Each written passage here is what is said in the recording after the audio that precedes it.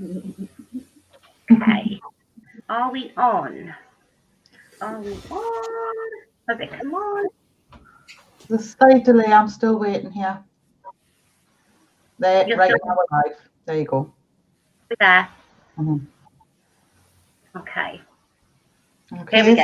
Hello, Hello, everybody. Hi, everybody.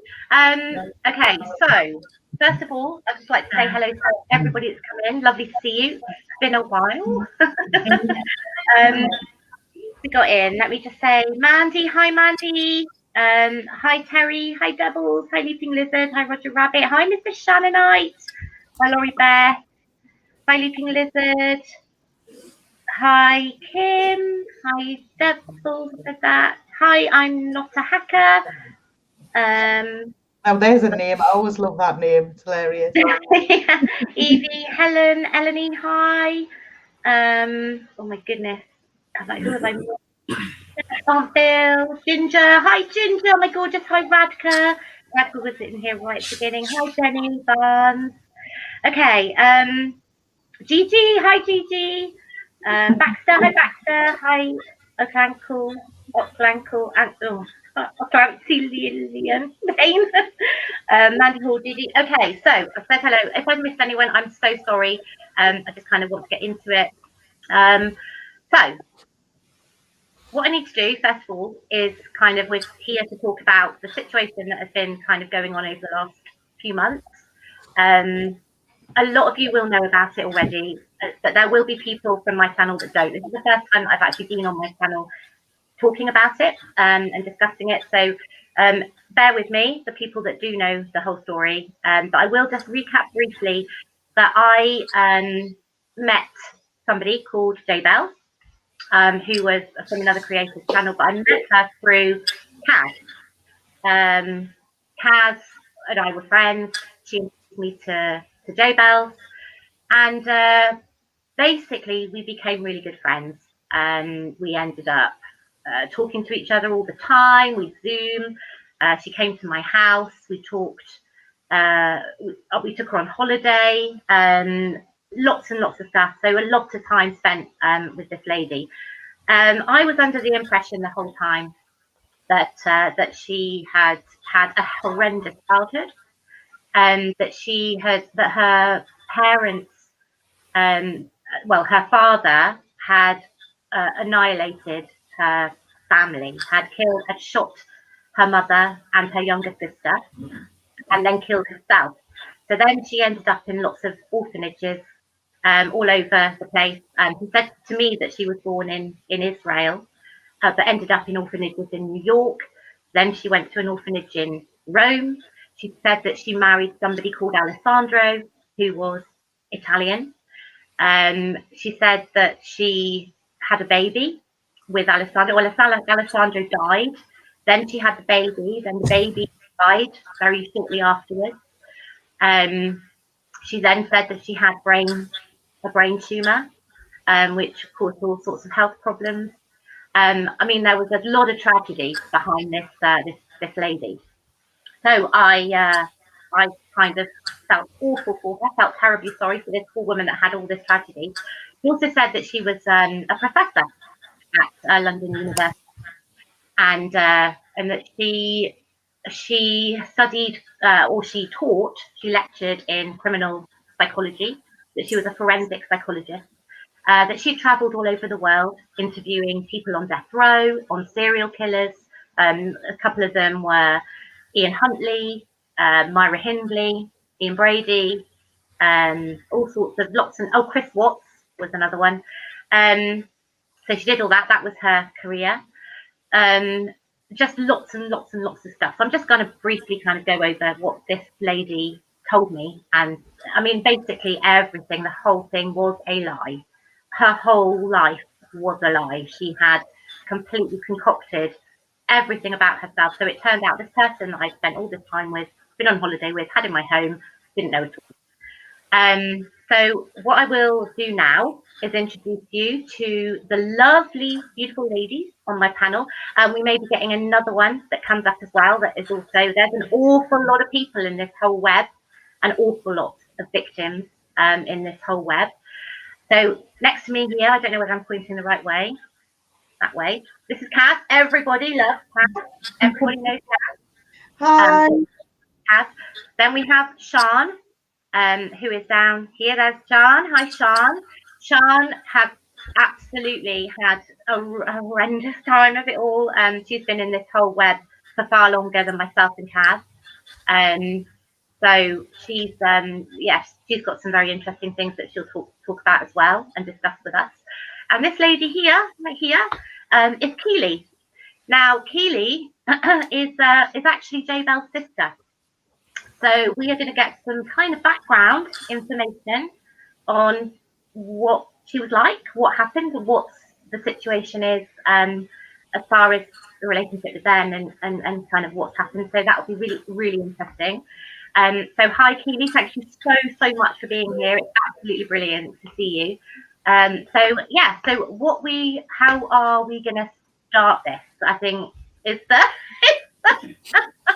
who would like to? I mean, Kaz, what? Because it was actually you that was the reason that we met in the first place. So you want to kind of give some insight into how it made you feel and what happened, and just from your perspective. Well, it was when you see it directly and you go, so this girl, her husband died, and then a baby died, then she was diagnosed with terminal cancer, but this and this didn't add up. When you say it like that, it makes you sound like an idiot. Yeah, exactly. But it's a slow drip process. The way that she did her lies, she drops a little bit at a time in. She makes you feel sorry for her. She has, because she's still about, obviously, has a huge capacity to evoke sympathy from people. And I think that what she does is she chooses people who are empaths and are likely to sympathize with her. And that's how she gets people to believe what she says. She'll either do that or she'll learn about them and basically manipulate them that way. But I think empaths are a lot easier because we feel sorry for people. And I think that's what was used. So basically I remember having a Zoom call where she told us she had this terminal brain tumor. For me, I think she decided I was inconvenient and she was going to have a bit of fun with us for our own entertainment. And I've gone over that before, so I don't need to go over it again. It wasn't pleasant, but I came out stronger from it. But what she did was she separated Lisa and I. She told lies to both of us and broke up our friendship because I believed that she couldn't remember which lie she told which party. So it was easy just to get me out of the way. Because I didn't have anything to offer her. I'm not financially well off. I couldn't afford to take her on holiday. I wouldn't be able to pay for that. This is something Lisa could do. I think it's all self-serving on her part. And then basically it all came out. I was one of the last people to find out about it. But that stuff happens. But I kind of knew something was going on anyway. But what do you say when you want to confront somebody who you feel might be dying about being duplicitous? What do you do? So I was just basically sitting waiting horribly for her to end, like for her to pass away, because I was expecting that to be happening so that I could actually talk to people and find out what on earth had actually happened. So at least I got to find that out without anybody dying, which is nice. So that's good. And then we met the lovely Sian. That's what I was going to say. I should, if you don't mind, Sian, just saying kind of how it all kind of started and how it kind of came out for you as well. Are you all right, Keeley, if we just do that and then we can? Yeah, absolutely. Yeah, fine. Hi, everyone. This is a very strange thing for me to be doing, but at least this time I actually know that this is what I'm doing. And this time you haven't just been launched. Very quick. We've got Freddie here by the looks of it. So Hi. Hi, Freddie. Hi, Freddie. Okay, very quickly, Freddie is also lives in London, was a very good friend of Jo Bell.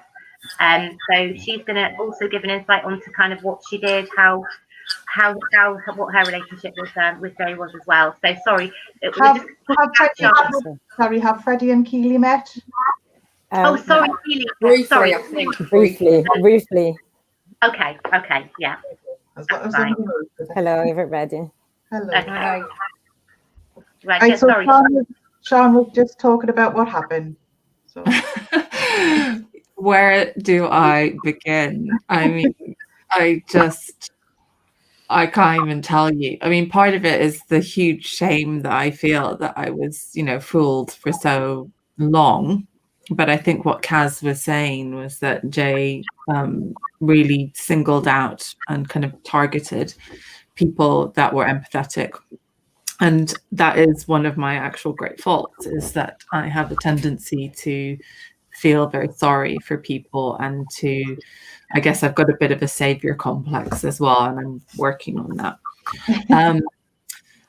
I met Jay in my capacity as a university lecturer in the UK, and she was a student on a program. I didn't actually ever teach her, but I was assigned as the person who was supposed to take care of her. I was kind of assigned to deal with pastoral work for her. So in around, I think it was January 2016, she came to my office hours and told me how she had not managed to get any of her work done over the Christmas break. She was very worried about her essays being late because she had given birth to a baby the August before that who had been born prematurely and who had then subsequently very sadly died in the December, just before I started talking to her. And I was very moved by what she told me. And I think I kind of teared up a little bit because very shortly before that, I had myself lost a baby. And so I just felt real compassion for her. And at that point, I think she began to see that I was, well, I'm not sure what. I think maybe she had already decided that I was known in the department as someone that you could go and, talk to about things. Or at that point, she realized that she could get her hooks into me, and she got her hooks into me. I began to sort of check on her because I was concerned about her. She seemed to be dissociative. She claimed she had PTSD. I would often see her around the university, not quite sure where she was. And so I would sort of look after her. It then seemed like she wasn't eating, so I would buy her some food. And then the story began to unfold, and she started to tell me stories about how she was an Orthodox Jew, that she was married, that her husband was extremely violent towards her. She lived in an area where there were many Orthodox Jews in London, and there was, she seemed to be very, very familiar with Orthodox Jewish practice. She seemed to be able to speak Hebrew. There was really nothing to question about it. Anyway, she seemed to keep having very terrible experiences. She seemed to have a lot of abuse in her background. The story was slowly unrolled to me. And then it came to a point where she had to have some surgery. I really can't remember what it was for because there were so many occasions as the years went by when she had surgery for one thing or another. And I then flew to London. I don't live in London. I flew to London to care for her for a week. And while I was there, I was tidying up her house. And I was just sorting the rubbish, the paper into the paper bag, plastics, and so on. And I unrolled this receipt, and I just looked at it to see whether that was something that she needed to keep, because it was just in a plastic bag and maybe she, paid for it by a card, so she needs to keep it. And on that, it was clear that she was buying, I think, some paint in a DIY store at the very moment that I had thought she was in surgery. And so I took pause. And when she was asleep that night, I actually, I suppose I shouldn't feel ashamed, but I did go through her phone. And I began to realize that all the things that she had told me about her family and her husband in particular were not true. So I just saw the week out, and then I left. And I should say that during these months that I knew her, I had been speaking on the phone to someone that she said was her best friend, who was a Scottish doctor. And I was speaking on the phone. And this doctor had, a few months later, committed suicide. And I had become very fond of this doctor and become good friends with her. And she committed suicide. And after I had discovered that Jay had been lying, I then left and wrote to her saying that I knew that she had been lying and that I didn't want anything more to do with her. And I realized at that point that all these people that I thought I had been speaking to were also made up.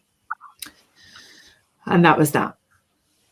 A few months later, towards the end of that year, she got back in touch with me to say sorry. And I accepted her apology. And I still sort of felt that she was a very troubled person and just needed help. And the fool that I am, I carried on. I got back involved with her. And I met her in London in the new year. And at that point, she told me that she had had a brain tumor and that it was the brain tumor that had caused her that she'd been suffering from something called mythomania. Now, as a scholar who works on intellectual history, I know that that was a bit of a bizarre term because that was a term that was only used in the 19th century to refer to what we would now refer to as a pathological liar. But, you know, I just let that one go. And from there, she began to take my life over. I began to speak to her doctor. She told me she had a terminal brain tumor. And I thought we managed to get her onto a trial in Switzerland. I began to speak to the doctors there. I became her medical proxy. I began to have to take medical decisions for her. I even signed paperwork to that regard. I saw paperwork from hospitals confirming her diagnosis. She obviously, now I know that, forged those. And really just life got taken over by this. I then, she began to sort of develop the story about the crimes that she had experienced, where she had basically, and I know you don't need to point this out if you're commenting in the comments. I can't see them at the moment. We've all realized that when we start to say it out loud, just how utterly specious and ridiculous it would have been to believe any of this. But, you know, basically, I thought I was talking to the police. I spoke to them on the phone. I thought that she had been genetically engineered. I did have enough about me to go and look up when genetic engineering had first really been done. And it actually, they couldn't even really clone a sheep in 1980 when she was born. But the story that I was told was that this was a kind of intergovernmental thing, and this was experiments that weren't kind of in the public domain, and therefore there was no literature on it. She had been genetically engineered, and that her job in life was going to be to serve as a kind of incubator for other highly gifted children who would then be put in strategic positions. I didn't really care. I just knew that she had, as a consequence from what she told me and from what I thought the police were telling me, been very abused and sexually abused in the most grotesque ways, to the degree that she had had many children, that those children had been taken from her, that they had been trafficked, and that she had had incredible cruelty to her entire life. And this went on for about 4 years until COVID hit. In the meantime, I'd been quite involved in caring for her. You know, I'd buy her groceries, help pay her bills. But, you know, money hadn't been a particular issue. I just helped out where I could. But then COVID hit. And I wasn't going to be traveling to London every week to see her. And she began to get very angry and distressed about this and kept trying to, we used to think of each other as sisters. And we used to refer to each other like that all the time. And she started to lay this trip on me about how if I was really her sister, I would be traveling to London. Basically, I would be putting my life at risk to acquire COVID. I'm 50 years old.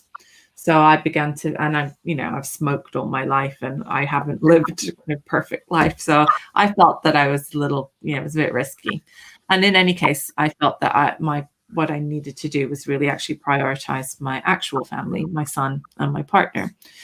And she began to get very angry about this and put a lot of pressure on me and throw a lot of tantrums and have a lot of seizures. And then the police would communicate to me to tell me that I was distressing her. And, I began to get really kind of weary of the whole thing. It was a kind of full-time job on top of the fact that I already have a more than full-time job and I also have a family. I began to notice in the things that she said and the things that the police and the doctors were saying to me, that there were similarities in the phrasing. Little words and things would crop up all the time. And I just began to think to myself, something's not quite right here. In the meantime, I was also beginning to pay more and more and more for her. So I began to give her more and more money to cover her rent and so on. But I also noticed that she was, buying a lot of things. But that was explained as the police giving her vouchers for things. She was in witness protection. They were caring for her. I had many, many, many, many hours of conversation with the police and the medics. Very detailed medical stuff that I would then go away and check. Similar stuff with the police. And so, yes, I was paying a lot of money every month to look after her. There was one night in November last year when I could not spend the time with her that she wanted me to spend with her. And so she took herself off to bed. And I said I was very sorry. And, I just put it down to the tumor. Brain tumors cause people to be aggressive and angry. She was becoming increasingly aggressive. And she went off to bed. And then about 10 minutes later, I got a message from the police saying, had I heard from her? They told me that she was wearing a bracelet monitoring her heartbeat and that it had flatlined. I completely freaked out. I thought she must be lying there, dying. Could they please get the emergency services around? I stood by. I thought, to the paramedics. She then went to the hospital. I thought she was in for heart surgery. They took a long time to resuscitate her. I was very, very scared and really feeling like I had caused this. This was my fault. And anyway, I stayed up the whole night watching over her, getting reports of how the surgery was going, moments where it was going badly, moments when it was going well. Anyway, next morning she comes through and I'm told that she's doing well and that they're just waiting for her to wake up and waiting. And I finally get to speak to her and I'm very relieved to hear from her. We have a nice little conversation. She keeps kind of needing to sleep. And then the police asked me if I would be able to rush to London because if she ever needed me, she would need me now.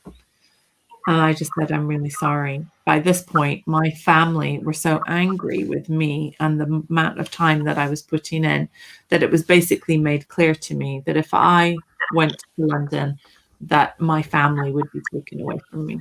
And so that was an easy choice to make. I wasn't going to allow that. So I simply said to the police, no, I'm sorry, I really can't. All of a sudden, Jay pops up on my phone asking me if I can come to London. And I said, no, sweetheart, I'm really sorry. I really can't do that. And I know that's really hard for you, but I'm sorry. She goes off on one. She really starts losing it, crying and carrying on. And then the nurse keeps getting on the phone saying, you need to stop what you're doing. You're really harming her. We're very worried about her heart rate, etc. And I was like, of course, I'm really sorry.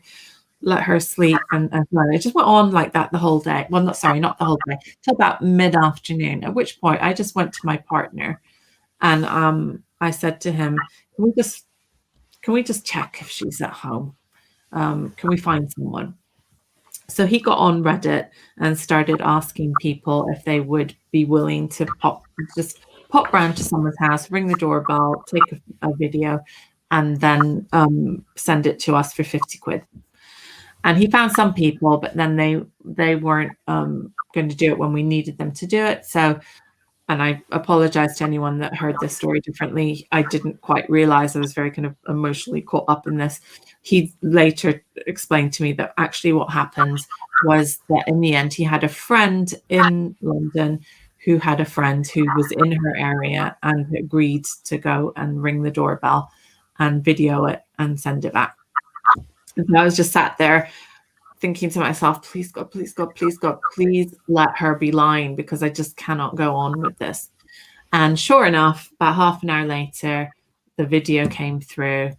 He is ringing the doorbell, and there is Miss J-Bells opening the door right as rain, dog barking in the background. And I just thought to myself, thank God. So then I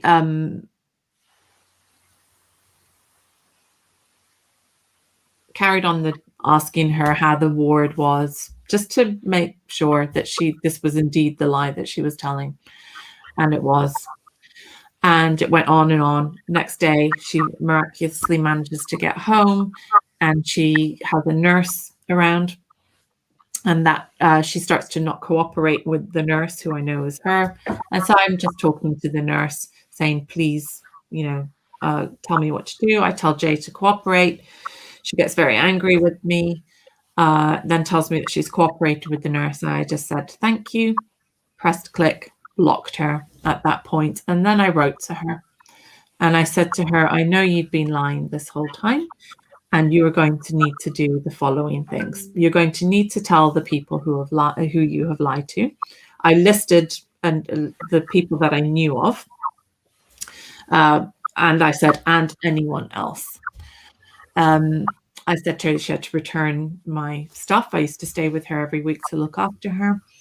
I told her that she had to withdraw from her PhD, which was at the institution that I teach at, and that she had to start repaying the money, which I had by that point estimated as being at around £20,000. Some of that was money that I had asked my parents to lend me to help her pay for her PhD. My parents are very elderly and not wealthy at all. And to me, that was the most important thing, was that I could get that money back for them. She wrote back to me immediately saying, I won't cause any problem. I'll do what you ask. And I said to her, this is the last time that we will ever speak. It wasn't the last time that I spoke to her, because I then began to have to tell people, and Freddie, who is here, had similarly been exploited by J-Balls, and Freddie told me to write to her and say to her, if you have not told people by this particular date, then I'm going to do it. And she never did it. So then we knew that we had to start telling everyone. Coincidentally, Lisa then actually contacted me quite out of the blue. Lisa's very canny and had clocked Jay much quicker than I ever did.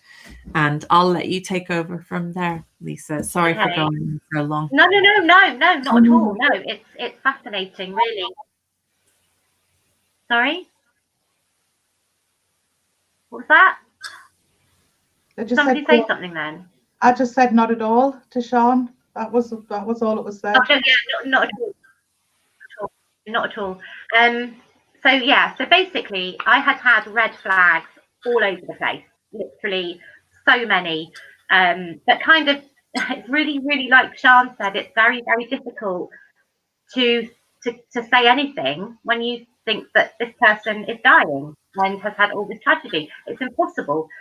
So I was kind of on my own really with this, not really knowing where to go. I mean, red flags everywhere. The seizures, she was having seizures, and they weren't seizures. She was, and it was very obviously not seizures.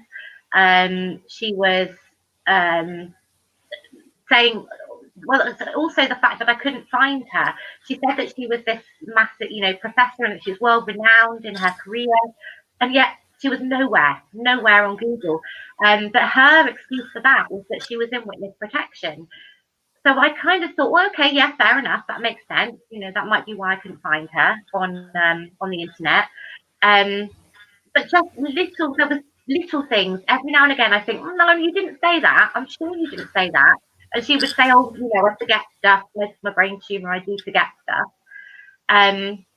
So anyway, there was one night, and she used to say that she was a singer-songwriter. And she'd play all these songs, and she'd sing and say that she'd written them. And one of them she'd written for her wedding to Alessandro in Italy, and played it at their wedding. Another one she'd written and performed with Alessandro, and we'd listen and we'd sing along, and they were really good songs.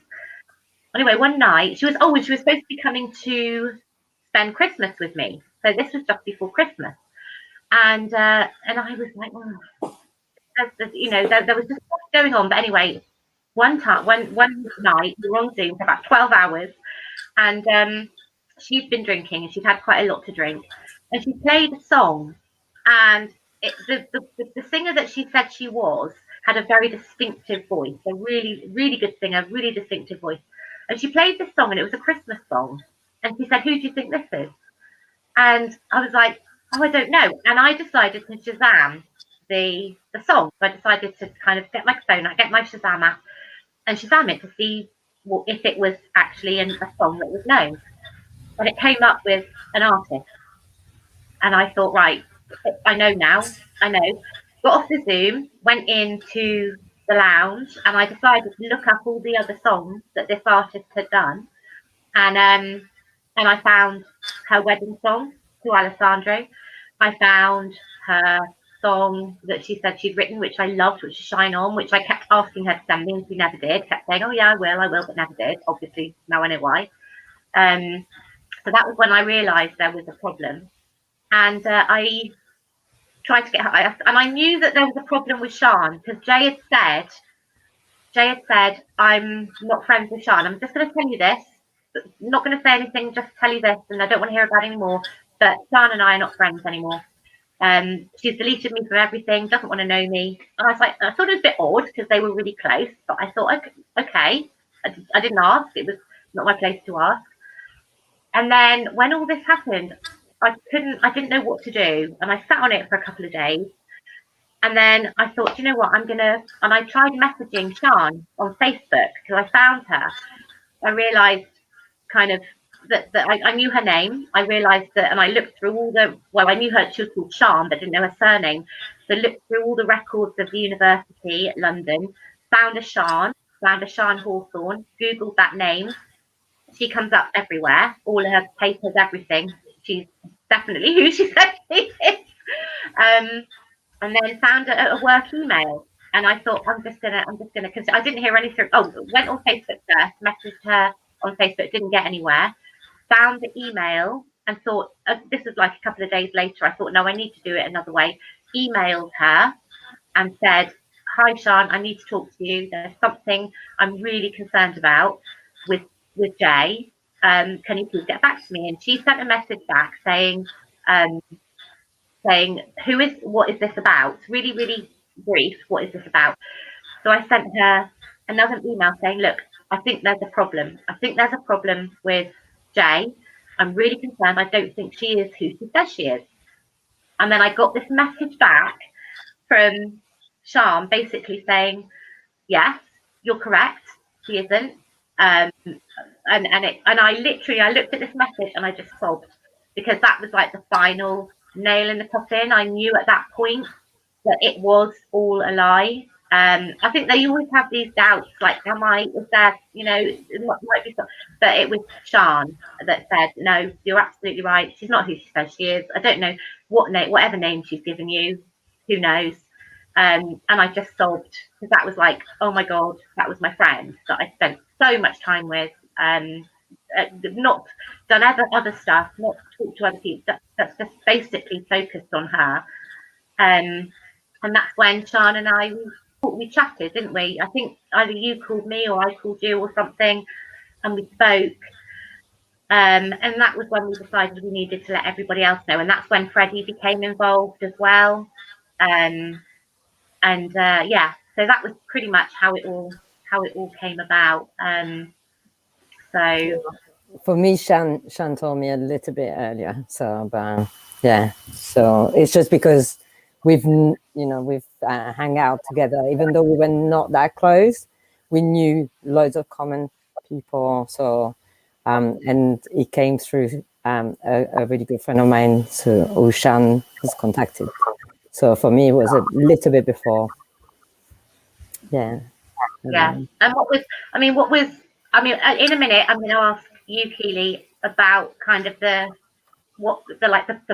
pre kind of all of this, what kind of happened running up, if you don't mind, if that's okay. Just kind of but just trying to get kind of what happened out of the way first, so that we can kind of have a look at what might have happened. Makes more sense.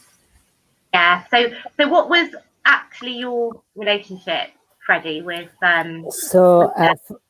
for me, I just work in a university which is really close to the institution where Shan works, and we go quite frequently, as I call it, networking, but it's actually after work, just like relaxing, and we just go to the student union for a couple of drinks, and so often it happened during the week when there's not so many students, and then you could find the staff, and so it's just like quite a few of us, and I think the group varies. We're not always there, but it's just like kind of.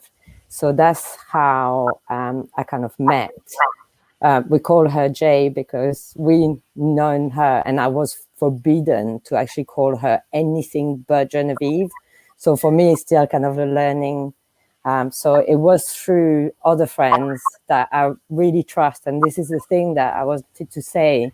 If she wasn't targeting anybody, but like if she was targeting someone specific, it was someone that was regarded and really well respected. And she will target that person, and that was you, Shan.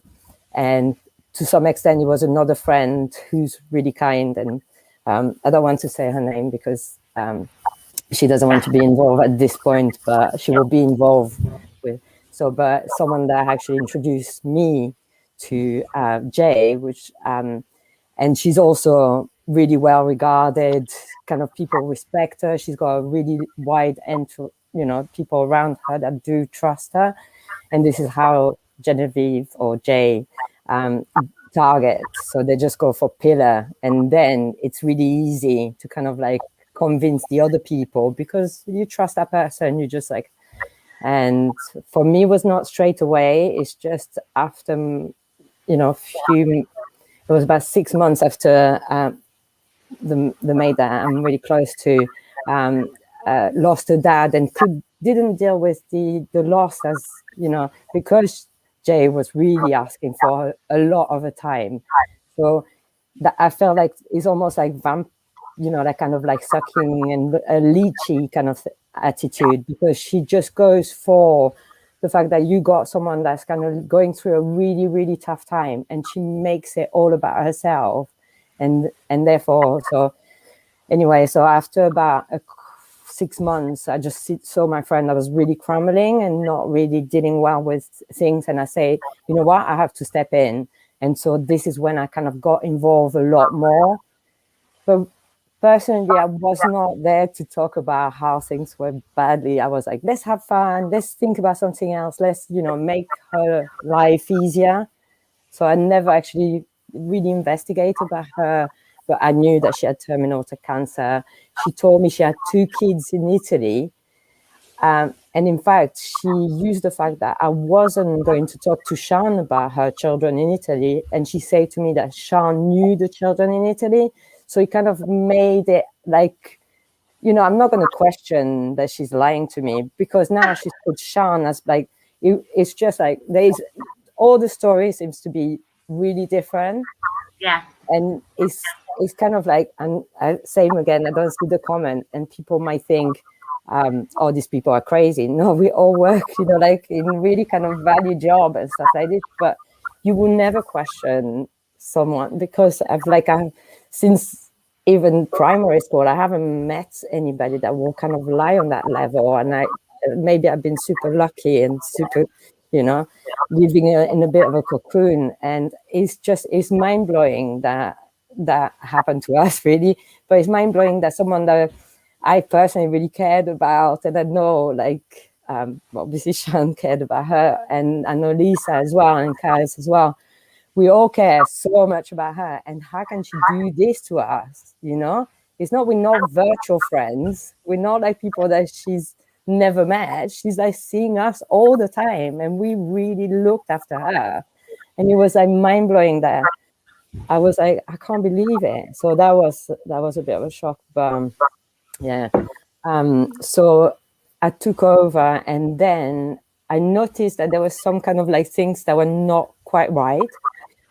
And she did the fit in front of me, and literally it was just maybe because she thought she was losing me.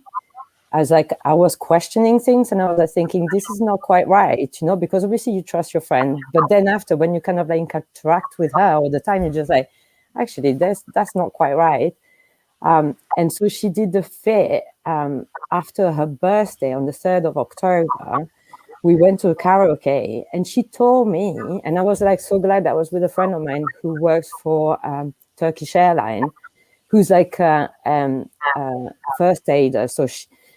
But Genevieve, just at the end of the night, when we had drank quite a bit as well, she said to me, I'm gonna have, you know, I'm not feeling well, I might have a fit.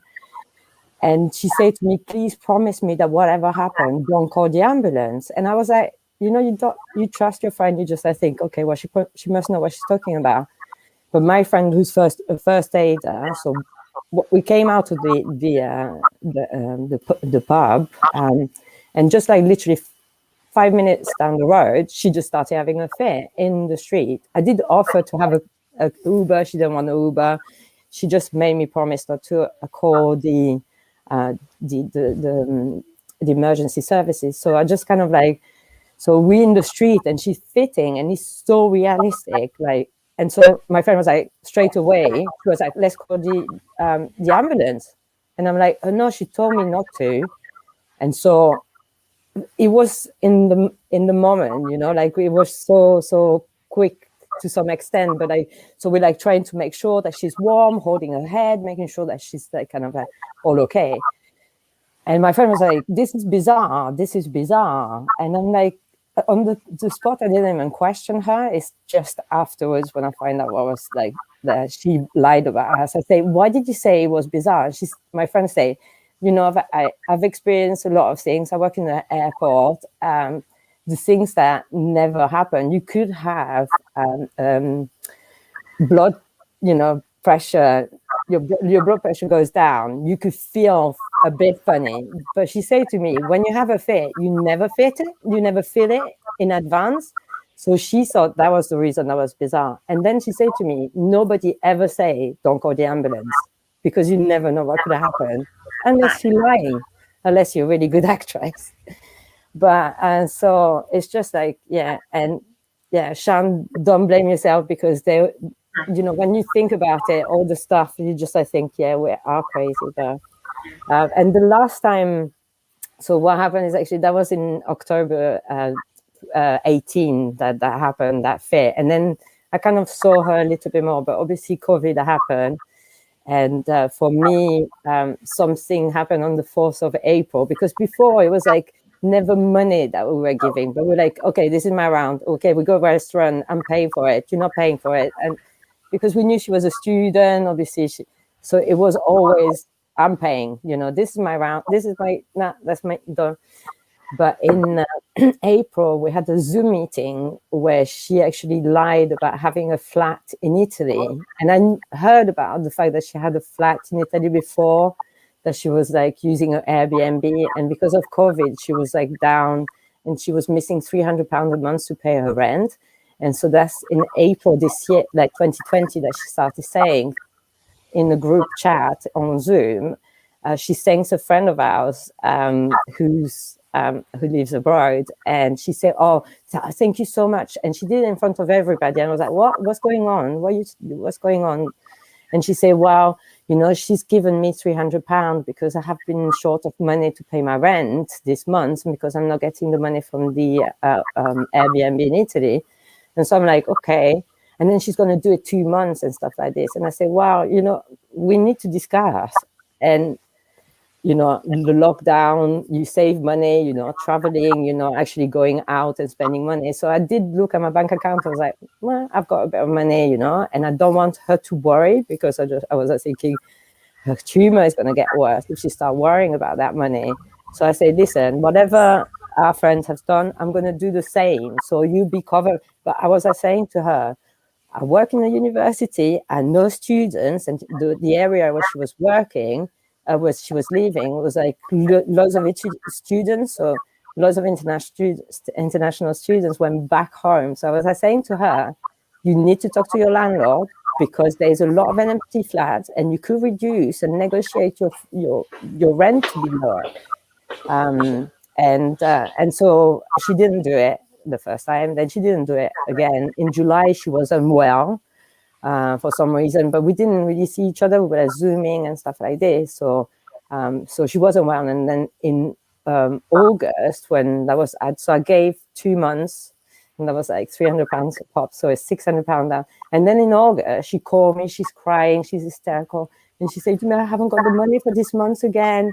So, and like an idiot, like that I am, instead of actually giving it to my nephew, just had a baby, I just kind of gave another £300. So I was 900 down. So I was, I'm upset that just she took it in the false pretense. And, if he was a friend of mine and a friend of mine was in trouble financially, I probably would say, what, I give you, £300. That's it. You have to actually do it yourself.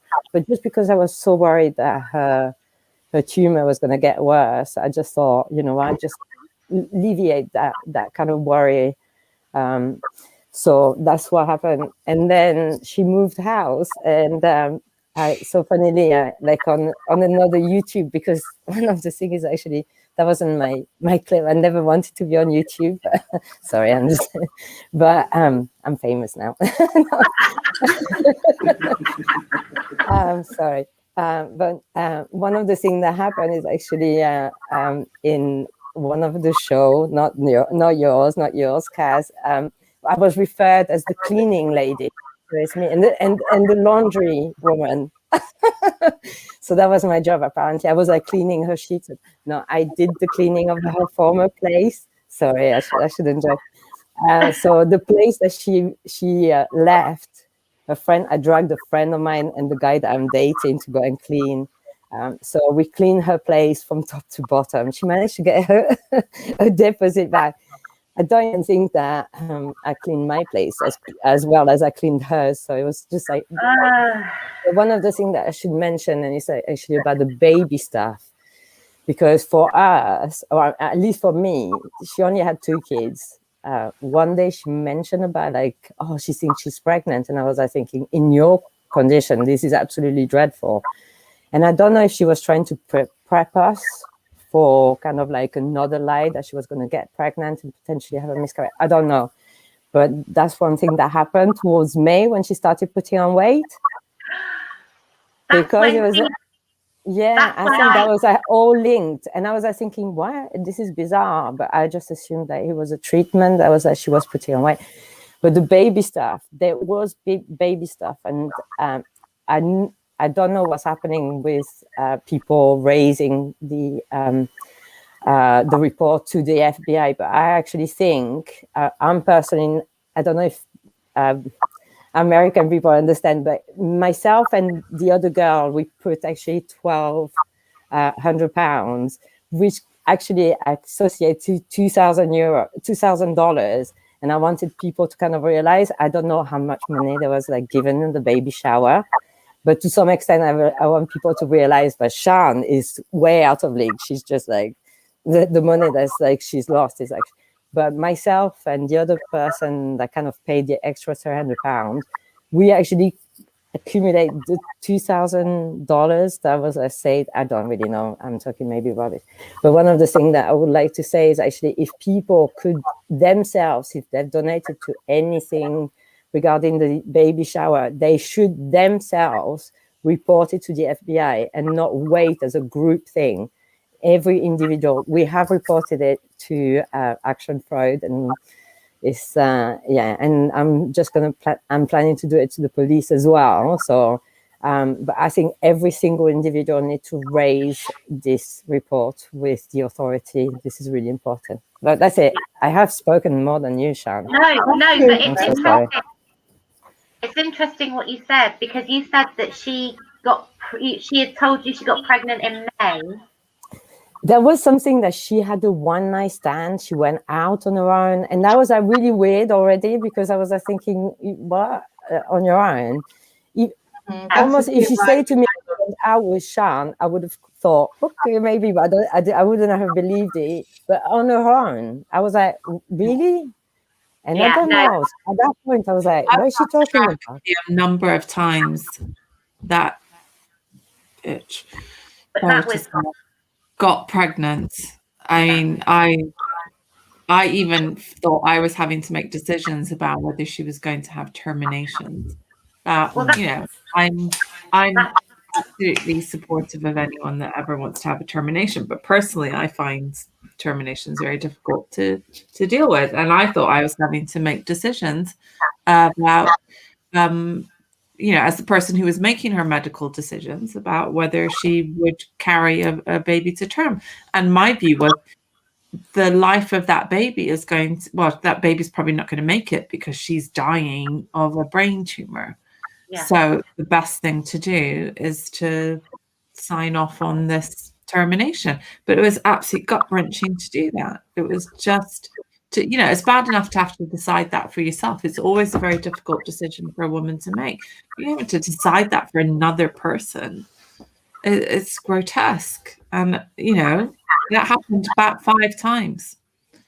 And the explanation was, well, she's hyper fertile because of the genetic engineering. I mean, I hear it. I know how dumb that is. I hear how stupid it was to ever believe that. But that's why I'm wondering if, because Freddie mentioned that there was a kind of that she was kind of prepping, and I went I went to London and drove 5 hours. Yeah, to get so that I could put her through a termination, which never happened. She was never pregnant. It turns out, never pregnant. So I'm wondering if that was all kind of linked. I didn't realise that until now, whether that was all linked. But you know, all that baby stuff that arrived. The story that I was told, I got it. She phoned me in a panic saying, Sian, all this baby stuff has arrived. And I was just like, weird. And I began to think, oh my God, the people that are looking for her found her and they're sending her this stuff to taunt her because her whole purpose in life is to produce babies for this. It's so embarrassing. You know, I know how you feel, but so then I got on to the police immediately, I thought, saying, you need to know that she's just had all this baby stuff. And this is not only triggering for her, but I'm very scared that she's been found. Can you please look into this? And then they were like, yes, we're on it. That is very worrying. And then within about an hour, the lead detective, a guy called Richard Allen, basically said, oh my God, I can't believe I've just done this. I put in the wrong address. That baby stuff was intended for my sister-in-law who's just lost her husband and hadn't got prepared. And I'm slightly in the bad books with my wife's family, so I'm just sending all of this stuff in order to make up for that. And I put the wrong address in. I'm so sorry. I'm going to come and collect it. So that was Jay trying to explain to me why, when I would rock up the next week, her house would be full of all this baby stuff. And at the same time, filling in a kind of background story to the police that made them seem very human to me, right? Because who hasn't done something like that? And all the story about Richard Allen having a few problems with his wife, and his sister-in-law has lost her husband, and so that was the kind of texture of her lies, right? It was always so detailed that you would just kind of think, no one would go to that extent to tell a lie, right? I mean, why would I need to know that there was a sister-in-law of this policeman that I've never met, whose husband has died, who's having a baby, blah, blah, blah, right? So she just was playing us all with these different lies. And I noticed in the comments, someone said that she must have kept detailed notes. I think she must have, because it was her full-time job. This is what she was doing 24. And the stories were so different as well. It would be very, which was foolish, really. I mean, I kind of think if I was going to be a kind of world-class liar, I would probably keep it consistent, because as they always say, you have to have a very good memory if you're a liar. And if you've got a brain tumor, you don't, do you? And well, of course, she didn't have a brain tumor, did she? But she can. That's what she blamed it on. So I know, but she got away with murder because of that. Her disgusting behavior, her the way she would fly into rages, her memory lapses, the whole thing. Yeah, brain tumor. Those of you who are kind of budding liars out there, it's a good one to build on. I think, if I'm going to make a career out of being a liar, that will be my go-to. Yeah, exactly. What I'll do now, if that's okay with everybody, is go to Keeley. Keeley obviously is, I don't know whoever's come in. Hi, everybody who has come in. We're talking about we're talking about is basically it was a massive con for an awful lot of people. Big scam, huge scam. Somebody pretending to be somebody she wasn't. Her whole life was fabricated. Keeley is actually Jay's. So it would be really interesting, if that's okay, Keeley, to get some kind of, because we were all told that she had a horrific childhood, that she had been abused. I mean, I was told she was born in Israel. Kaz was told she was born in New York. I mean, all sorts of things. So it'd be really interesting from your perspective, just to give us some kind of idea as to actually who Jay is, because I don't think anyone actually knows. So whatever, just give us whatever you can, really, if that's okay. Yeah, that's fine. So I'm the eldest of 4. So there's me, then there's my brother, and then there's Jamie. Oh yeah, sorry, Jay Bell is actually called Jamie. She's because she's actually called. We thought she was called Genevieve. She's actually called Jamie. So yeah, sorry, so she's Jamie. Yeah. Me and my brother have got the same dad, and Jamie and our younger sister have got the same dad. She had pretty much everything she needed growing up, everything she could need and want. She had, horses, shooting, gymnastics. She was amazing at gymnastics. Very clever, so clever at school. Amazing A-level results. Got into uni, the one she wanted, no problem. And then things went downhill from there, really. I've had to do many interventions where it's clashed into my life, and it always seems to land at my feet for me to deal with. This, by far, has been the biggest that I have ever known from her, especially, but just in life. I think the only other person that comes close is Dirty John. It's just frightening, because she hasn't targeted low educated or non-educated armpits of society. She hasn't targeted that. She's targeted lovely, normal, successful people in whatever career path they've chosen. And yeah, I think she did go for the pillar and let it filter down so that she didn't have to explain herself to as many people. I think that's probably helped her, if I'm honest. So how? Sorry, go on. You carry on. Sorry. I do know that, particularly in the stories and things that she's told Sian, she's used my children, my girls, Yeah. one in particular who, you know, Sian thought she was speaking to on the phone, who was told had killed herself, who Sian and Jamie had sat and had a funeral for, Oh, and a memorial each year. And that's my child. I'm so I sorry, just, Keeley. that's stuff I don't want to think about. I'm so Sorry. no, no, Yeah, no. yeah. It's all right. It's absolutely fine. I'm just so sorry that she put you through this. I'm so sorry. It's not just that though. Oh, I mean, when Sian told us that, my heart broke because I thought, you're a mum, you know what that feels like, Exactly. and you just knew me as the evil sister that was keeping her from her daughter's funeral. Yes, I should say that Jay had told me that her whole family.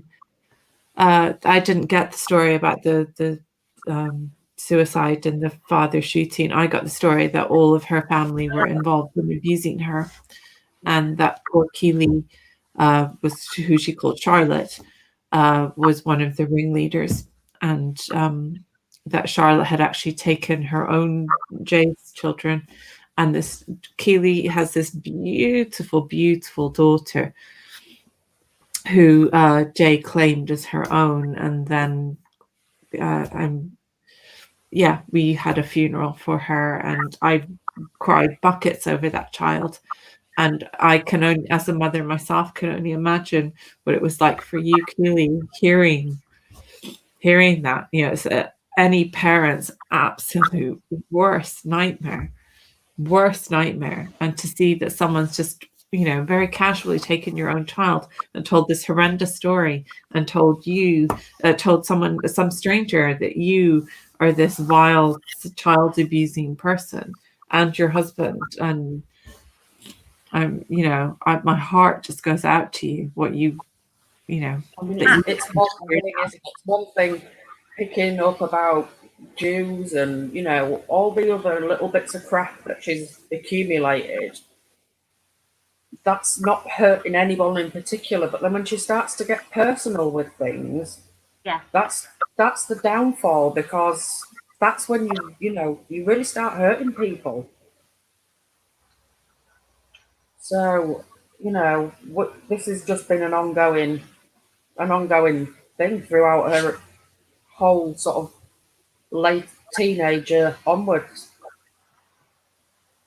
You know, she used to stay with me for days at a time because she was predominantly in Leeds. That's where she lived. She never really held a job, but never really struggled for money. It was never an issue. Petrol money coming over, it was never an issue at all. She still sees my mum. As far as I'm aware, she still sees my mum. So I just don't know what it's going to take for her to stop. I genuinely don't think she will ever stop.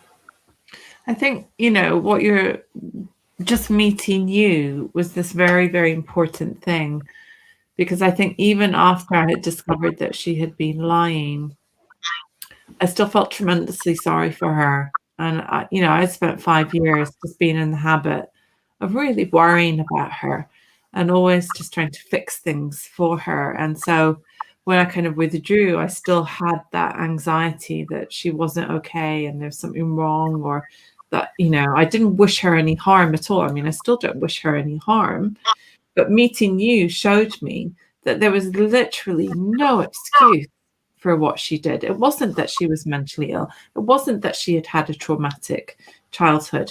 And I don't think any of us that are kind of, learning the story should think for a minute that there's any excuse or explanation for this. This is not a troubled person. This is not someone who's unwell.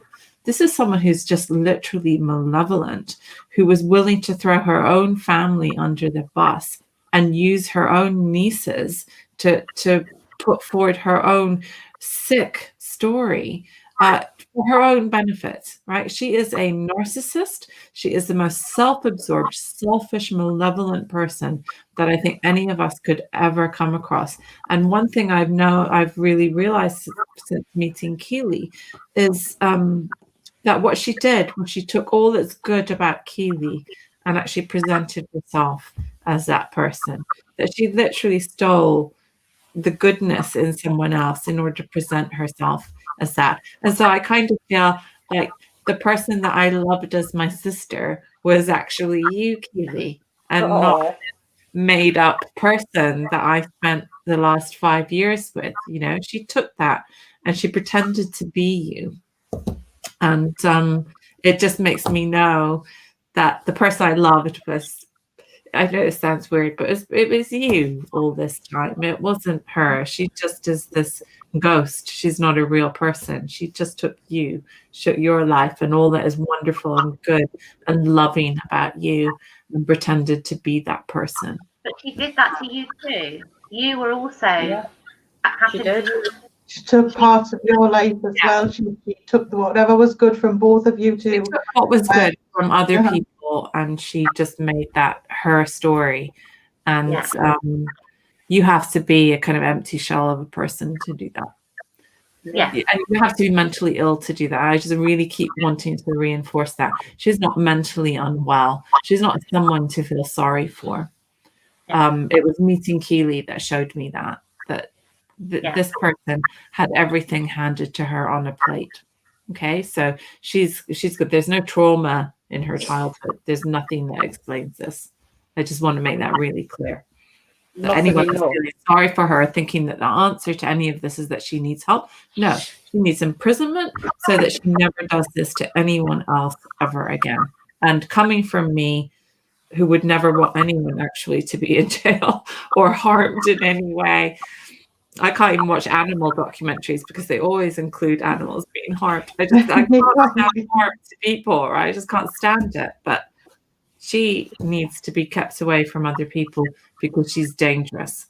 And just simply because she's selfish and narcissistic, not because she's screwed up in the head. That was the one thing she said I agreed with in the confrontation video. She says, I need to be in treatment, so I can't do this to anybody ever again. I don't think it was genuine when she said it, but that was the one thing I agreed with. Yeah, it wasn't genuine because she wanted you all there in the room with her. It's going to be very difficult for anybody to treat her because she's going to lie to them as well. Exactly. You can't help anyone who doesn't want to help themselves. No, absolutely. You can't drag the words out of someone. You just can't. I've learned that over the years. That's why I had to distance myself, because I just couldn't keep going through the same thing over and over. Well, I was going to say, what was it that actually was the final straw for you, where you thought, you know what, that's it, I can't do it anymore? I think it was just little things. I mean, it was just accumulation of little things. Yeah, we'd seen on a phone, me and Scott were at my mum's, I think, and we'd seen on a phone that she had this like totally random profile set up on Facebook. You know, when you press your Facebook button, it's your profile that comes up, and that's exactly what happened. And she was some Polish doctor then. So that was probably about 10 years ago. And then from there, it just sort of snowballed. Wow. Oh, is that the Dubrowski or whatever surname? Yeah. That's the one. I wonder where that surname was from. You need to pronounce it properly.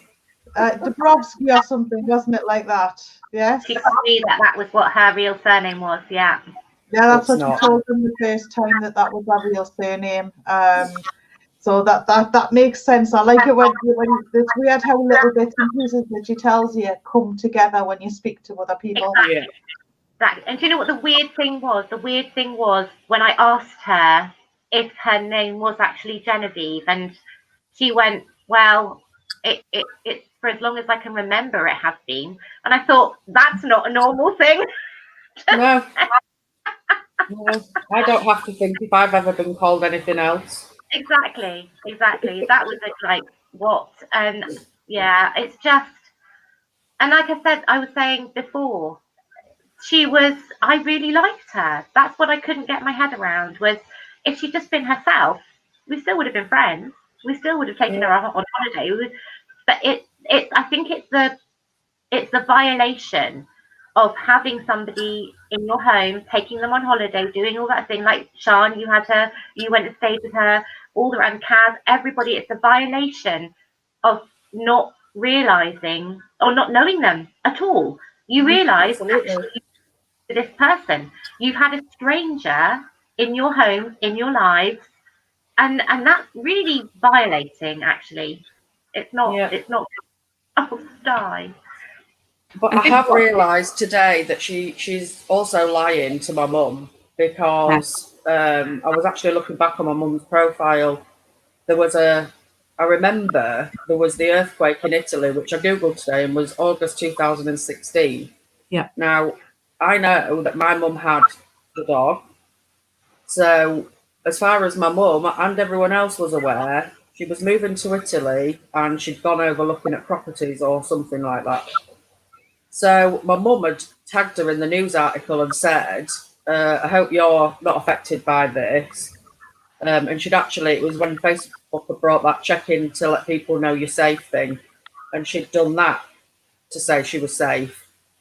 You can't actually see her comments on it because I'm blocked on everything, but you can see like my family members, I didn't realise you were in Italy, Jay, and found out today that wasn't true. She wasn't in Italy then at all. So Keeley and I were just talking earlier, and that was actually when I had broken off contact with Jay the first time, and yet she had obviously been plotting this whole story about how she had a connection to Italy. Now, the only connection that she had with Italy up until that point was that, if you recall, when I first met her, I met her in the January, and I discovered her lies by that July, right? So that's July 2016. It must have been halfway in that period where she told me that she was going to be going to Italy to find her sister, because she had loved her sister and her younger sister and lost contact with her. And so she went to Milano, and I was in London, and I was just flying back for the weekend because I live in Italy. And I didn't really know her that well at that point, but I was still kind of beginning to look after her at that point. So she flew to Milano, and then I got this kind of stream of messages saying that she had come to Milano. She had found her sister's girlfriend. Her girlfriend had told her that her sister had died of leukemia, I think, something like that, and that she was completely distressed. And I thought that Jay also had PTSD and was like frequently dissociative. So I was very anxious about her. So I said to her, look, I'm flying back tomorrow. I think it was a Friday.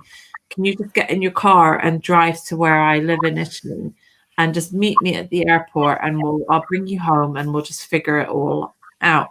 I should also say that while she was with me that weekend, while we tried to figure out where her sister had died and where we could find the death certificate, because her girlfriend was kind of saying that her sister had fallen out with the family, and therefore wasn't willing to give her even the burial site of her sister and whatever. And I was like, we can find this out. So she comes back to my house, and she requires, given that she's Orthodox Jew, that we perform Shabbat rituals. So she gets me I like making bread, and so I make this kind of loaf of bread and I braid it all and whatever, and she stands there with this kind of veil on her face, and she starts like speaking the rituals in Hebrew. It certainly sounded like Hebrew to me, not that I'm a fluent speaker. I have every faith that it will have been. Yeah, and we had the little candles and everything, and like there we are doing Shabbat, and my son was standing there with these kind of big eyes going, this is the most amazing thing that has ever happened. like totally intrigued by it and really, really interested. I mean, what would he have been? He was like 5 at the time. And that was her only contact with Italy at that point, right? There was no other contact. And so that she in August is telling your mother, Keeley, that she's looking at properties in Italy. It's like, wow, if this is not someone planning a long con, I don't know what it is. I mean, extraordinary and not admirable. Yeah. No, absolutely not. That's a little spooky. Given that when you find things out and you put 2 and 2 together, there's been multiple instances of that, and then you realise just how sinister the whole thing is and the thought process behind that you would never have seen before, and it does get quite frightening sometimes. Yeah. Yeah, it does. She's a piece of work. I'll give her that. Yeah, and I think I said to Sian before I met you, Keeley, I said to Sian, and Sian and I talked about it, and basically both came to the conclusion she was just spoiled, that she was spoiled, which, and I think we did, didn't we? We both said, I said to Sian, I think she was just spoiled. And Sian agreed. Sian said the same thing, and it does sound, from what you said, like that is the case, that it was just being spoiled. Yeah, I mean, she had a chauffeur, she had a cleaner, she had a cook. Yeah. She basically just set it up so that, and she had people, she was a kept woman. Everyone was paying her rent, and then she could just, buy all this stuff, fenders and posh furniture and all sorts of stuff that I would never even consider buying for myself because it's just too expensive. Absolutely. And she had like designer shoes and all sorts of things. I mean, yeah. Well, she did, yes, because I'm a fan of Jo Brown's clothes. I love Jo Brown, and it turns out, of course, he also loved Jo Brown. I don't know whether that was true. I don't know whether that was just because it was something that we had in common, and it was making it easier for us to have something in common. The only person I know that's wore Jo Brown's clothes is me. There we go. There we go. Did you by any chance give her a coat? Did you give her a coat at any point? A Jo Brown's coat? Years ago? Could have done. No idea. Because she brought out this Jo Brown's coat, which she said was really old. Oh. But she loved it, so she kept it. What did it look like? Oh, God, I don't remember. Could it have been yours? I don't know if I've ever bought a Jo Brown's coat. If I have, it'll have been in the sale because I paid that price. Yeah, that's interesting, and that's what she did as well. She would find things and kind of pick up on what you liked, and then she would also like that, and it would be something that she would kind of use as a common thing to talk about, or to get into, definitely. Melinda HF is in the chat and she's asking, has Keeley seen the video of her with the fake pregnancy belly that she rested her children on? Perhaps she should show that to her mom. She said. Yeah, definitely. It was very British. With the teacup, the sofa, yes. Yeah. Yeah.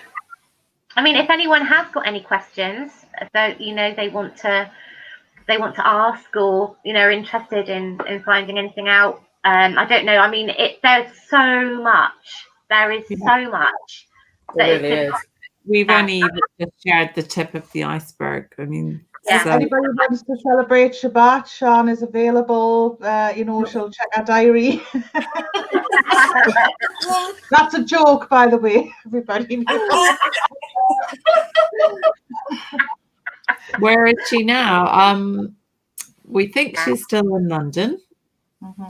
I presume she's plotting her next con, but we are actively pursuing prosecution and doing so. her very best, to make sure that she's not going to be in a position to ever do this again.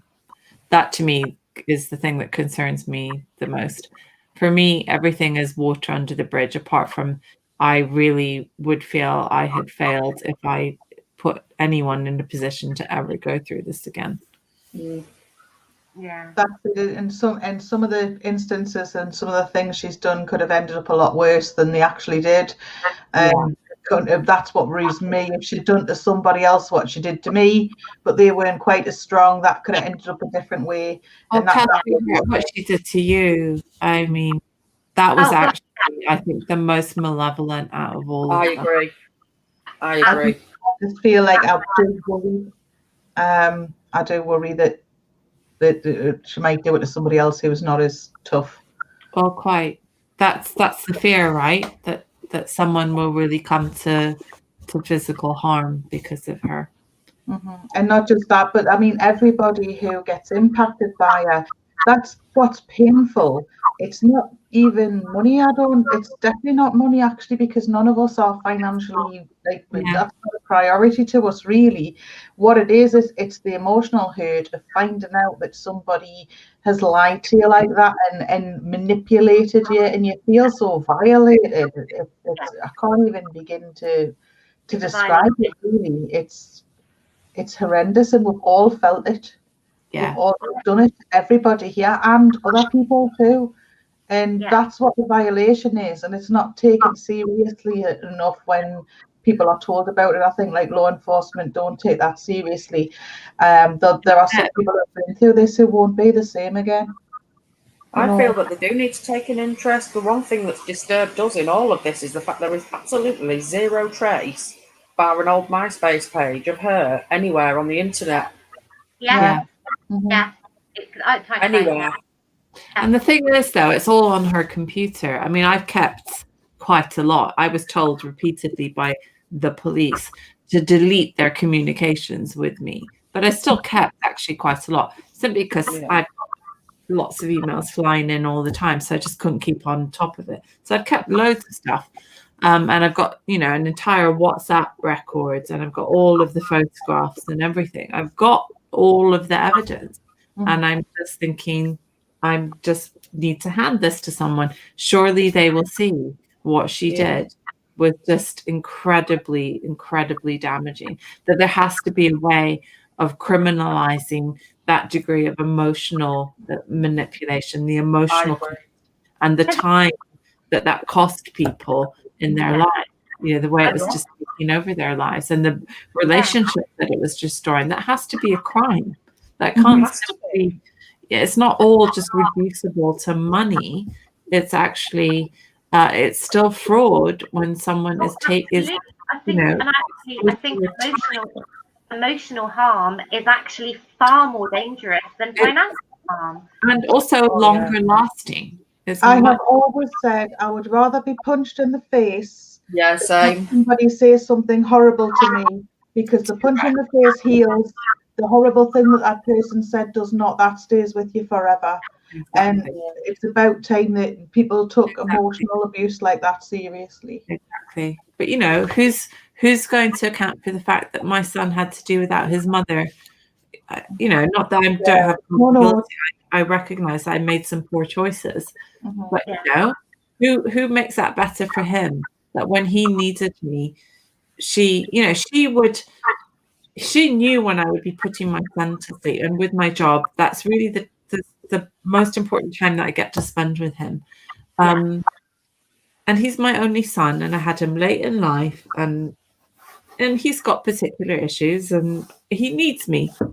And yet her crisis would always kick off at precisely the time every night when she knew that I was just focusing on him. That's the evilness to me. That's evil, right?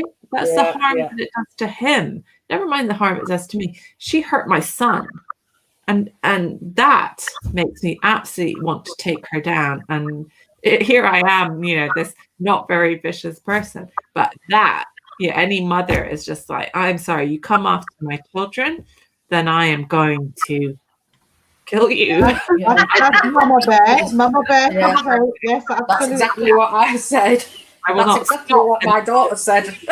Yeah, She said, exactly. if she ever tried to take my baby, my mama bear will come out. That's it exactly. That's it Dukes exactly. up. Dukes up, claws out the lot. Debbos has asked, Keeley, sorry if this has already been discussed, she says, but how is the rest of your family and your mum coping with all of this? As far as I'm aware, they don't know. There you go. Oh, yeah. So that's that. She will. It's impending. Oh, but look, Lauren is there, and she's like, "I love you, Mum." I love you, baby. Your daughter is a credit to you. Your daughter hi, is a gorgeous. wonderful and amazing person, and tells you all that you need to know about this. Oh, I keep seeing that there's a lot of concern for Elvis, Jay's dog. Yeah. Yeah, I'm not That was surprised. the only thing that any of us actually really cared about in the aftermath of all of this was that we love that dog. We adore that dog. We would do anything for that dog. And I just want to reassure all of you that Elvis will be fine, whatever. And we all were very involved in taking care of that beautiful creature. But also Keeley knows that dog is also quite high maintenance, but probably because actually poor Elvis lives with a narcissist. But we would never, we would intervene absolutely if we thought Elvis was going to be in any way harmed by this. And we don't think that she will be. We think Elvis is actually fine. So we're on it. We want Elvis to be fine. And I would never let anything happen to that dog. No, her dog isn't her friend. She's not. She's not. She's not a friend to her dog. To some extent, can I just say, to some extent, I feel like Elvis is actually a proof that she's more human. So people will kind of like become, just think that she's more a human person because she has a dog. But really and truly, I think myself and my friend who was the dog walker and also the cleaner as well, you could see Elvis completely different attitude to my friend than to Genevieve. And the dog, it will be okay because it makes her kind of like potentially more approachable. Yeah. She's a prop, isn't she, Elvis? She's a prop. She is a prop. Yeah, but not to us. We love Elvis. We love Elvis. We love Elvis. We will take care of that dog. I know that there'll be people out there that will be thinking, where's my loyalty to my family? She's my sister. But I've given it a lot of thought over these last few weeks since I found out, and she's absolutely shown me not one ounce of loyalty. She hasn't. Not once. No, she's harmed you. Actively harmed you. The photos, the horrid things that she's said. This isn't the first time I've had to deal with her nonsense, but I'm hoping it'll be the last because I can't keep doing this. It's not fair. No, not fair on anybody, and you've been through it so many times, so many lies. I should imagine since you've known her all her life. So many lies that you've heard and been through, and watched the family just take in and kind of just let her do it. Yeah. That must have been very frustrating for you. And then, to see that this has come around and you must be thinking, well, I wish they'd done something, it must be so frustrating for you. So I feel really bad that this is, and what broke my heart about it was, I think all of us, when we got together, we all kind of felt responsible for the hurt caused to one another. We all wish we had done something to stop it, but we weren't in a position to. But I am really, really glad that I found you guys because of this. That's the saving grace out of this. I have met these people and they are wonderful and they are fun and they, I can't even if one of them does love Trump.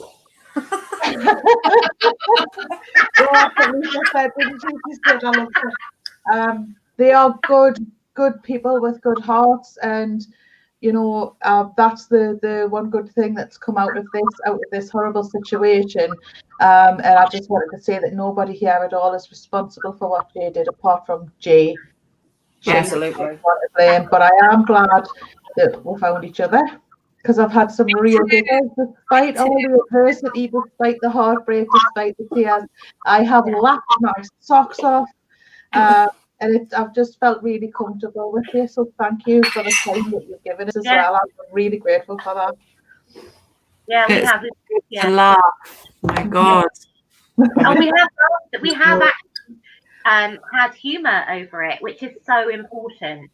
That's so important, is to actually kind of laugh about it, because otherwise you're just going to cry, aren't you? Really, just having I think you needed the element of truth to get past that angry stage to be able to then reflect and think, do you know what a dick. Yeah. Nobber. I've got a knobber. She's a knobber. Yeah, I've told her some things like that. Was like my last message to her.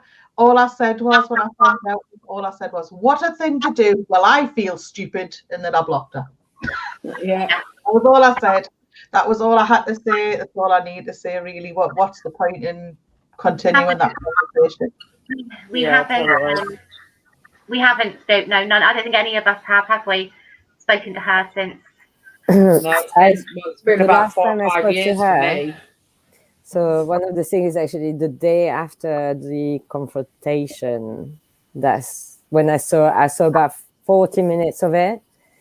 And she just, like, now knowing Keeley, she played that confrontation for when she kept on saying, will Sian see it, will Sian see it. She actually knew that some of us will see that confrontation. I could not see more than 40 minutes of it, and I was heartbroken. And I couldn't sleep the night after. So the 28th of December was the day that I spoke to her. And literally, she just had no excuse. And I said, why did you do this to us? Why? And she had no excuse apart from saying that she was like, she had mental health. So for me, it was the 28th of December, just like the day after, a day after, like American time, even though we're in the UK. But it was the 28th of December that I'd spoken to her. But I was scared of Elvis welfare mainly, and because I'm seeing this guy, he actually say you could call the police and say that you have reason to kind of feel, be concerned about welfare, and they will send someone there. And I just asked Sian, what do you think? And we decided that I was going to speak to her. But I realized that she's a narcissistic, and she was like kind of like rejoicing of the fact that she kind of like got really well-educated people, really successful, and I think she was still kind of like, I'm gonna play that game and still carry on with the lies, so I'm gonna get them back. And often when something like this happens, when something that you don't comprehend happen to you, you try to put yourself in their shoes, but it's impossible to put yourself in the shoes of someone that lies that much, because it's impossible for you to compute how her mind works. But she's such a manipulator. And I'm embarrassed to say that I almost fell for it, but luckily we have a good group, and people kind of like rein me back in, saying, Freddie, she's playing you. You have to be aware that she's, don't take that responsibility for yourself. I too was just like in such a panic after I saw that video, and I was just like, it's going to be okay. I know, I couldn't sleep at all. But I sent you, Keeley, because I knew I couldn't talk to her myself, because I would just get sucked back in, and I would just, you have no reason to feel bad about that at all. I better explain because people that aren't aware. No, it's fine. But we're talking about the confrontation video. So basically, we confronted her. There was a few of us that basically we didn't want to. I wasn't there. I mean, there was a few of us that didn't want to. That it had happened. We just really didn't want that to happen. No. But it was recorded. This confrontation was recorded, and and it was it was about 4 hours long, which, so when they're talking about the video, that is what they've obviously seen what happened. And it was just, yeah, I agree with you. It was really, really difficult. And she could continue to lie. But we only knew that once we met Keeley, actually. That we cleared that up. That, you know, the lies through that 4 hours just kept coming. Yeah. And lie that's after lie after lie. both Fred and I were watching it. I couldn't actually watch it properly until I had spoken to Keeley.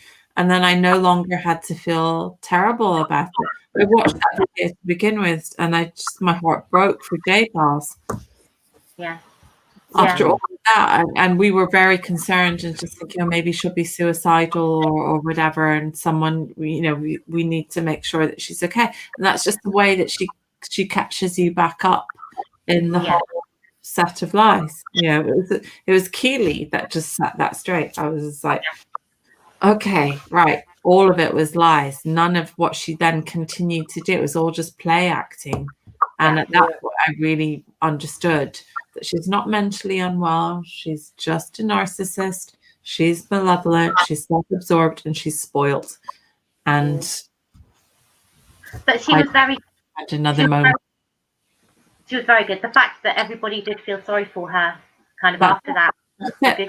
That's her one skill in life. How difficult is that? That's what you know, when you have clearly the intelligence and the organizing capacity to spend so much time lying so well, that you would put that into lying rather than what you could actually achieve in the world and do well. And I just don't understand that. I don't understand why all of your effort would go into lying when you're clever and you could have done something good in the world. Why would you do that? Yeah. Like, how shameful is that? My camera keeps going off. I don't know why. I don't know what's going on here. I think it's been having a chat with Messenger. So there's like a question. I don't know what's happened. Oh no. I heard is J Bell. That was the question. For us, she was always 34. Yeah, she's 34. Yeah. Born on the 3rd of October. I think she liked to be American in order to kind of like make sure that she had like the reason why she would be in Columbia University at the time of the Twin Tower or something like this, something awful like this.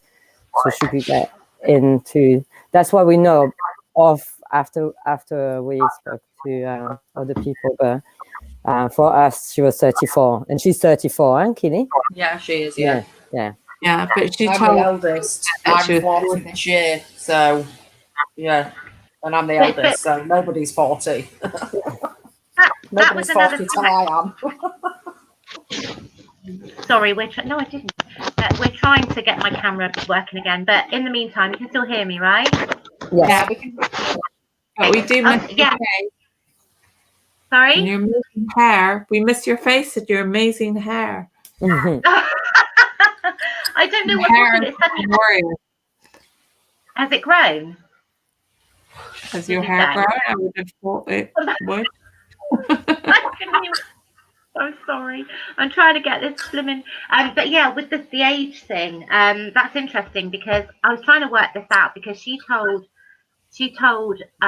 me that she was 40, and we actually celebrated her 40th birthday with her. Bought her a lovely present, did a cake, had a party, took her on holiday. It was actually while we were on holiday that she had her 40th birthday. And I was trying to work this out, and I was trying to think, why would she say that? Why would she pretend to be older than she is? The only thing that I could think of was that all the stuff that she was saying she's done in her life, like the interviewing, all her degrees, her interviewing of serial killers, kind of thing. It would have been she would have been too young to do all that. That's the only reason I can think that she would have pretended to be older. I don't really. That's the only thing I can think of. What other reason could there be for her to actually I think add? She told a lot of people she'd had like 16 pregnancies, so she needed to fit all those in as well. Well, that's true. Yeah. Yes, that's a lot of Her pregnancy. first pregnancy was when she was 12, right? She had 16 babies, some which died, some which survived, some which were murdered on the spot. I mean, and the kids in Italy were the ones that were recovered when she was apparently having, she went to Switzerland to have she was on this cancer trial, and that's when she recovered her memories. And they realized that she had had more cesareans than she should have. And they began to realize there were children missing. And so they kind of tracked them, one to the Middle East, one to India. And then I began to have a relationship with those children at that point. So Raphael and Ophelia. Ophelia was the girl who had been sent to first the Middle East, where she had been. I mean, it's actually quite a racist subtext here. So I kind of feel like what J-Boz did with all the Jewish stuff was actually fundamentally anti-Semitic. Yeah, I can see in that. the way that she's kind of talking about Orthodox Jews, and then the kind of stories that I was being told about her child in the Middle East was actually Islamophobic and anti-Arab. And then her son that I thought, that I knew, that I actually thought I had a really lovely relationship with, Raphael, who actually ended up in Ireland, who was being very abused. I should also say that I'm half Irish, half Australian, but I grew up in India, and she kept playing on that, right? So I had this connection with her girl daughter. Sorry, of course it was a daughter. Her girl child from India.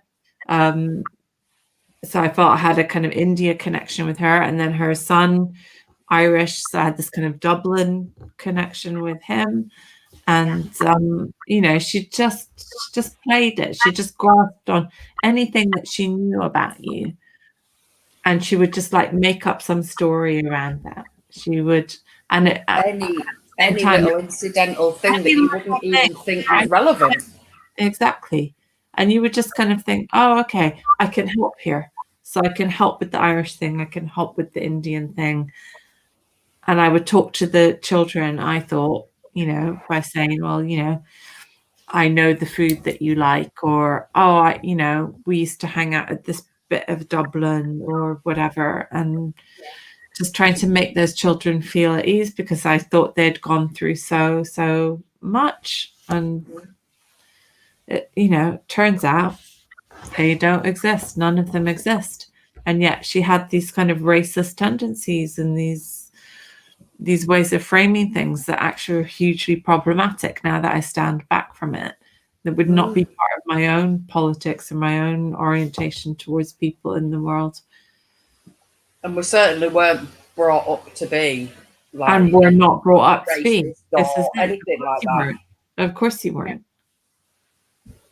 So that's so far from our views. Of course it is. It's so far from how I bring my children up. And we don't have any knowledge on Jewish faith. No, I know. There's something incredibly beautiful about all of those cultures that she was kind of, Polish as well.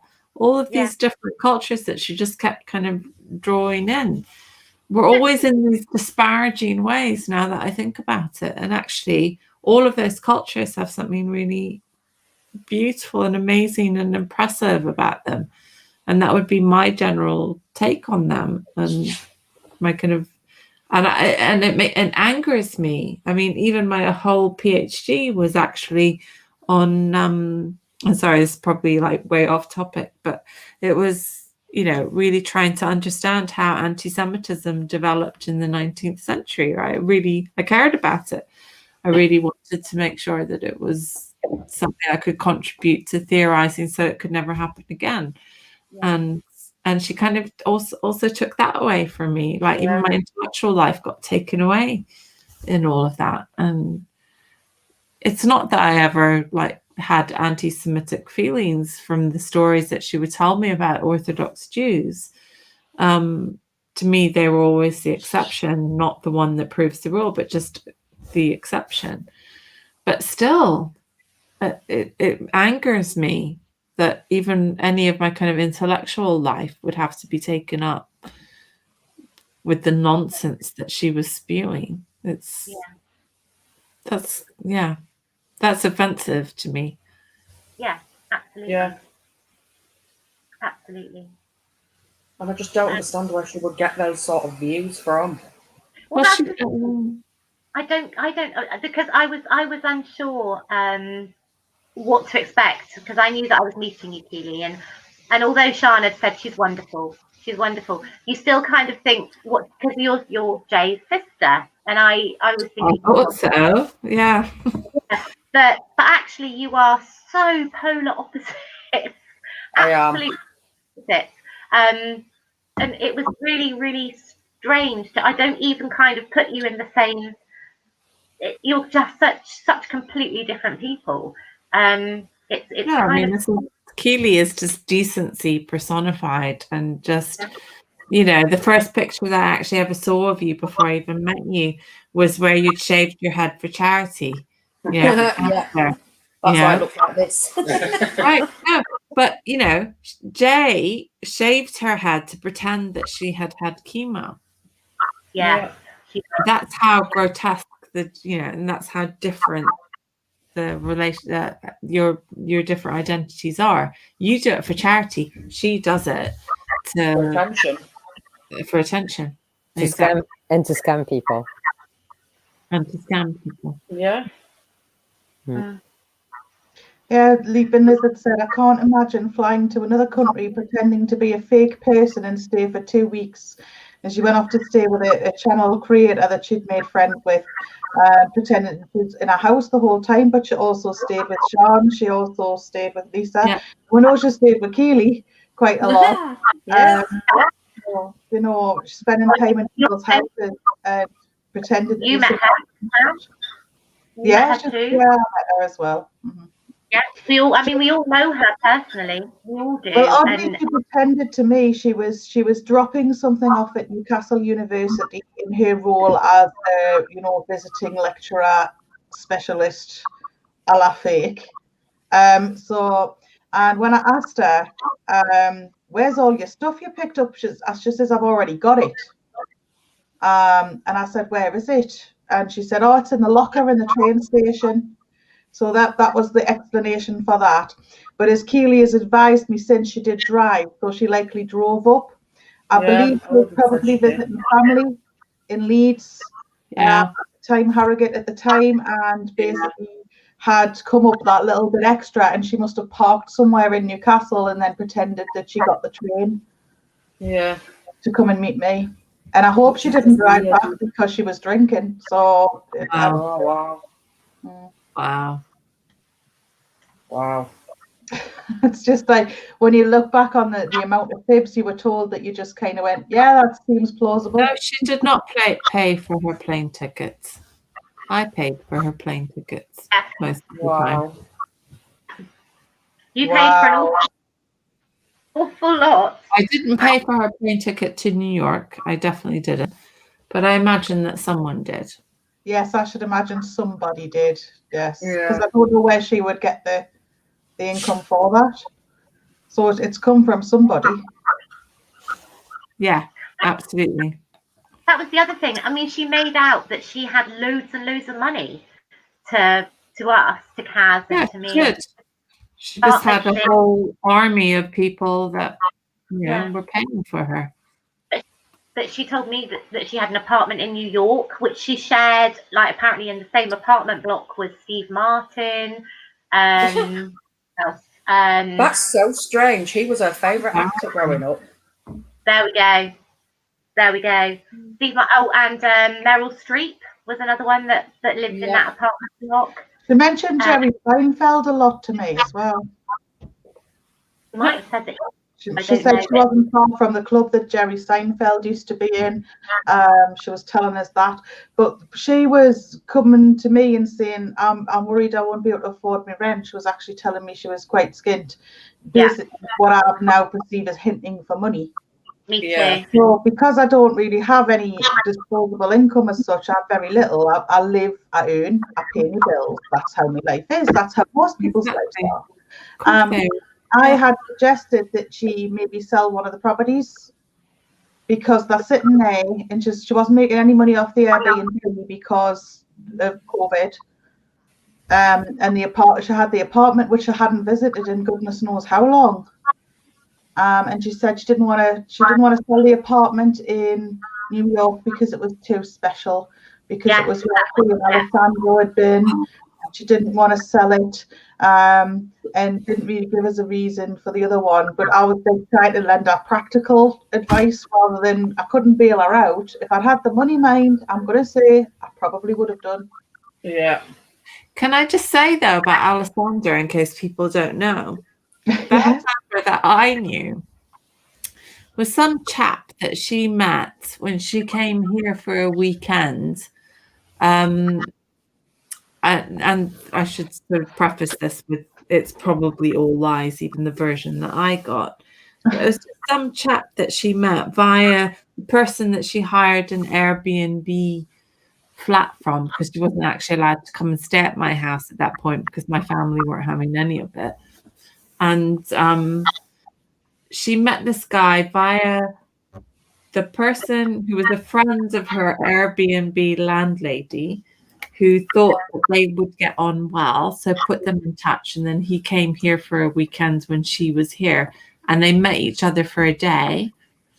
And then they used to just have WhatsApp messages, you know, for a little while about guitars. They liked guitars, and there was nothing more to it than that. And she used to show me the WhatsApp messages, and it was just, and it might not have, they might have even been made up WhatsApp messages, because she was quite good at doing that as well. Yes. But Alessandro was just like this random person that she really had nothing more than a kind of passing connection with. So his picture was very recognizable to me, and his name was Alessandro, and he was in fact a maths teacher in Rome. But more than that, you know, there's nothing more to that. So she, you know, she's a bit of a magpie. She used to just kind of pick up little bits and put them in her nest that belonged to other people. And Alessandro is an actual person, but has got no idea how his life has been used to plump out her particular story. But you never find out, because, you know. But you were under the impression that she was married to somebody called Yosef, who abused her. Yeah, a Jewish rabbi. Yeah. But actually, she's got a long-term boyfriend called Joe, who is he's an engineer, isn't he? I think so. Not fully aware of what he does. Yeah. But it does look like she's been with him the whole time, when she was pretending that she had nobody. That's right. But his salary was being paid into her account. And I used to see this every month, that she would get around £2,500 put into her account. But I was told that was the police helping with her kind of benefits and her witness, the witness thing. Yeah. And that was like a set amount of money, and they would just put this in as a cover coming from the Richard Allen company, and then they would put that money in her account, and then some of it would disappear. Yeah. And it was all to do with kind of the intelligence services playing with the whole banking system. And so that wasn't the money she was actually getting. It was just a kind of cover for the kind of shiftiness that they were doing with the benefit system or whatever. So, but that was another thing. She was always claiming that she had no money, and yet she was always getting stuff. She was always buying bits and pieces, and she would even send, you know, she would send little gifts or thoughtful, sweet things, and you just think, oh, what a sweetheart. She's got so little money, and she's nonetheless, you know, I don't know, sent me a sweet little notebook or something, like, you know. Yeah, and that's the thing. I mean, another thing that was quite scary about it all was that she when we were on Zoom, when she did a street view of Italy to show us her home in Italy. Wow. And after and like, that's my home, and took me and showed me the beach and said, this is where the beach is, this is what we did, a proper street view. And afterwards, we did a proper tour that night, didn't we? We did a proper tour that night of where she lived. Yes, you were there too, yes. And it was actually Sian's house. It was Sian's house. I was just about to ask, was it Sian's house? It was Sian's house. It was Sian's house. Yeah, Google Maps again, exactly, Mrs. Roger Rabbit. That's exactly what it was. Yeah, and no, I mean, I don't know if she has scars after cesareans, because she just did this whole thing about how no one was allowed to see her naked or without any clothes off. So, like, once she had a seizure in her bath, and I just actually blocked my eyes and then just tried to kind of fumble around to get her out of the bath and not look at her and have her gown to put over her. And so I never actually saw any of these so-called scars, but of course that's exactly what that was designed for. But she told me about scars. She told me, and I've told you girls, she said she was very careful about her chest. That's right. Yeah. It was because she had been cut up across her chest. That's what she told me, but I wouldn't know, because I just never ever saw or looked or would have even tried to look, because it was so, you know. But again, why? I mean, that's the nastiness of the whole thing, is that people do actually suffer from all the stuff. They do. Well, of course you're not going to traumatize them in that way. You try to preserve their dignity, and I never ever would have, you know, crossed that line. I would have always hoped to make her feel that she was safe, because I was just never ever going to look at her. Yeah. But that's the thing. I think that's what got me the most, was that these are real diseases. There are real people that every day with these illnesses and with all the abuse that she said she suffered, everything that she said that was complete fabrication.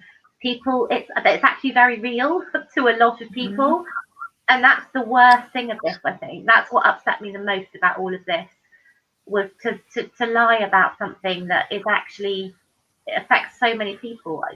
Absolutely, yeah. Just don't but what she also did was she would take away from actual people's actual abuse. So her case always seemed so much more extreme in compared to other people. She'd had you know, any abuse going, she had experienced it.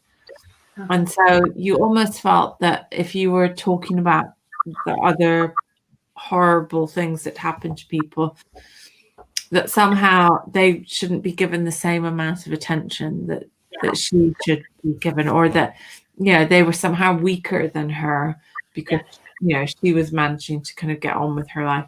No, she wasn't. She was sat at home being paid for everything and doing not a scrap of work about anything. Absolutely. She wasn't even writing her assignments. No, she was doing absolutely nothing. And yet, you know, she made it impossible to pay attention to other people who were actually genuinely suffering.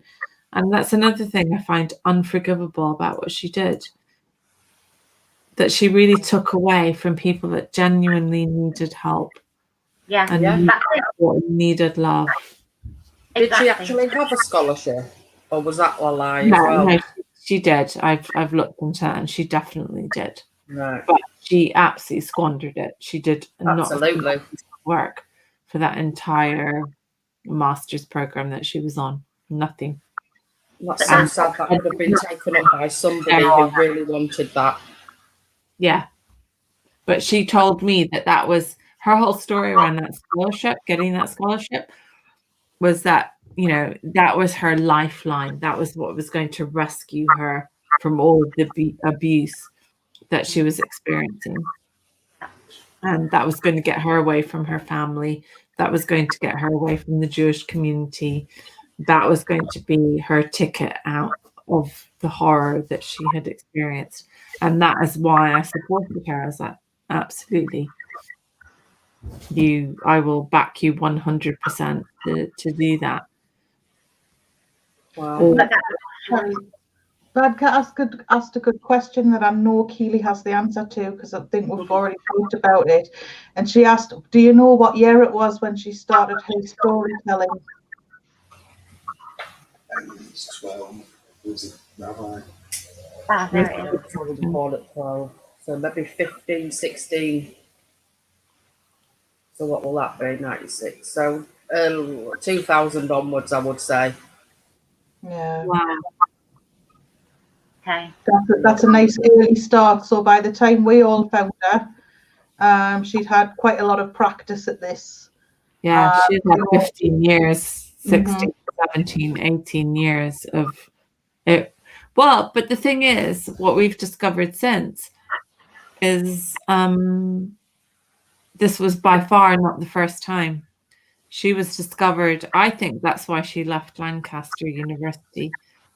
I know that things went wrong at Huddersfield. I know when she came to my university, she got discovered by me. That all went, wrong. She then went on to a PGCE that's a postgraduate diploma in learning to be a teacher in Manchester. And apparently that all went wrong because she was caught lying there. And then she came back to where I am to do a PhD, and that all went horribly wrong. And she did not a scrap of work in any of that. So the only time that she actually did any work and did well was at Huddersfield University, where she got her first undergraduate degree. Yeah. The rest all came falling down because she told lies, and people found out. Yeah. Sounds like a movie I should watch, Rabid Dog.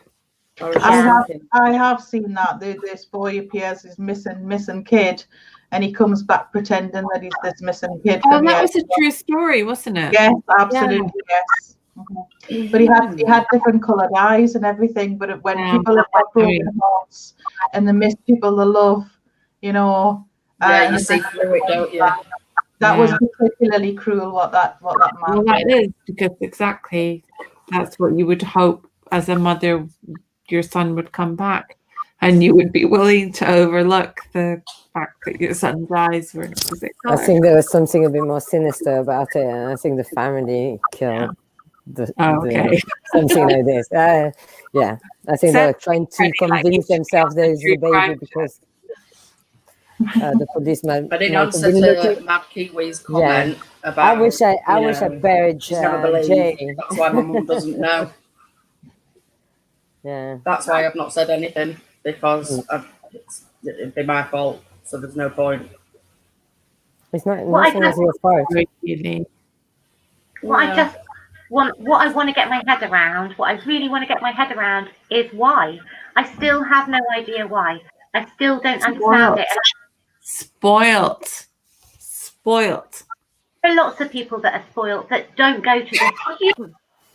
I mean, I think. Yeah, but she did it once and it worked. And then she did it, she did it with her first boyfriend, and he was paying for all her crap. And it just escalated from there. There's no mystery here. Okay. I don't think that we need to mystify this. I don't think we need to kind of think that there's any kind of profound explanation for what she did. She's just not a very nice person. She actually had everything handed to her on a plate, and she realized that's a way to get an easy life. And I think the tendency is to expect yourself from others, and when you're an empath, that's what you do. You want to know why, because you assume there will be a reason why. I think with Jay, the only reason I can really think of why is for gain and for entertainment.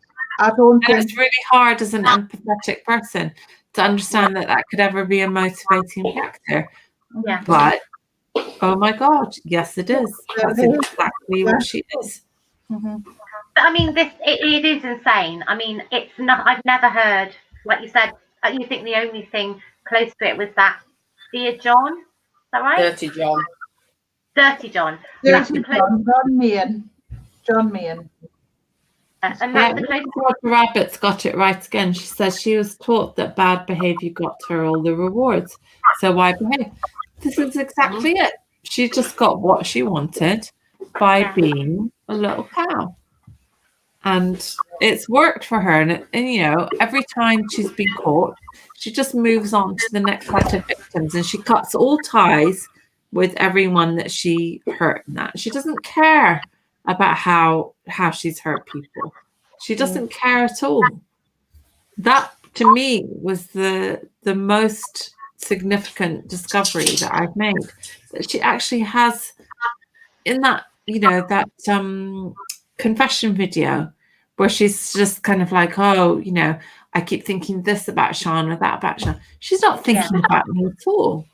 She doesn't care at all. She's thinking about what you can do for her. Like weep tears about this person that I feel I've lost because she never existed and she never cared about me. And it's been such a wake-up call to think, I don't, you know, that was not the reality, Sean. Actually, the reality was that you were just this tool in her life. That's all you ever were. That's not all you are, Sean. But for her, that was the case. And that is just how she treats people. So that's what she's going to carry on doing. And that is what I'm absolutely determined to make sure that she never, ever gets to do again. She might even be lying to herself. She might, I don't know, for all I know, she's watching this and just going, oh no, but I really, really do care. She doesn't. She doesn't. She's got no understanding of the impacts of her behavior on other people. I agree, actually. I really hoped she would. I thought she might, but I don't think she doesn't. The fact that she's lied, everyone has 4 hours she lied. Yeah. She's not learned a thing. Look what she's done to your family, right? And she's just had it handed to her on a plate, and the rest of you in the family were just kind of shoved to the side. And so she's sailed through and got away with murder for far too long, and it's just become the way that she lives her life. And it's going to be a very sad and impoverished life at the end. Yeah, and I kind of think that she deserves that. I kind of think the life that you, Keeley, have forged, and the kids that you have and the relationships that you have is a much, much more meaningful and real and authentic life than she's capable of living. Well, and that's the truth. Yeah, for a start. Exactly. But you get the rewards from that. She gets nothing, right? She gets, you know, what does she get to do? Buy crap on Amazon. I mean, what a pathetic, appalling life. Where she just, you know, has these friends for a few years until they discover that she's lying, and then they cut her off, and then she moves on to the next. That's not a way to live a life. No, that's not. Like we know, she wasn't the youngest. She had a younger sibling. Yeah, younger sister. Yeah. No, she wasn't the youngest. Lisa's pinned a question from Rabbit Dog. That's a good question. What do people think her planned endgame was? Endless attention and sympathy within that community with a steady income, or just to play her con for as long as possible and then be like, I think both. I don't think they're incompatible with each other. I think that's exactly her game. You know, she was like either or. You know, I'll play it for as long as I can, or you know, in some ways, she was a bit dumb because it's just like, you know, everyone has their limit. And with most of us in this story, she hit that limit. And we were all just like, you know what? Enough. But I think actually that was the one thing in the confrontation video that was probably true, where she kind of said, oh, I was just thinking of kind of, you know, reeling it back in. And I was just going to kind of go, oh, look, I'm cured, and then try and have a normal relationship. It's slightly delusional because I don't think she's actually capable of ever telling the truth.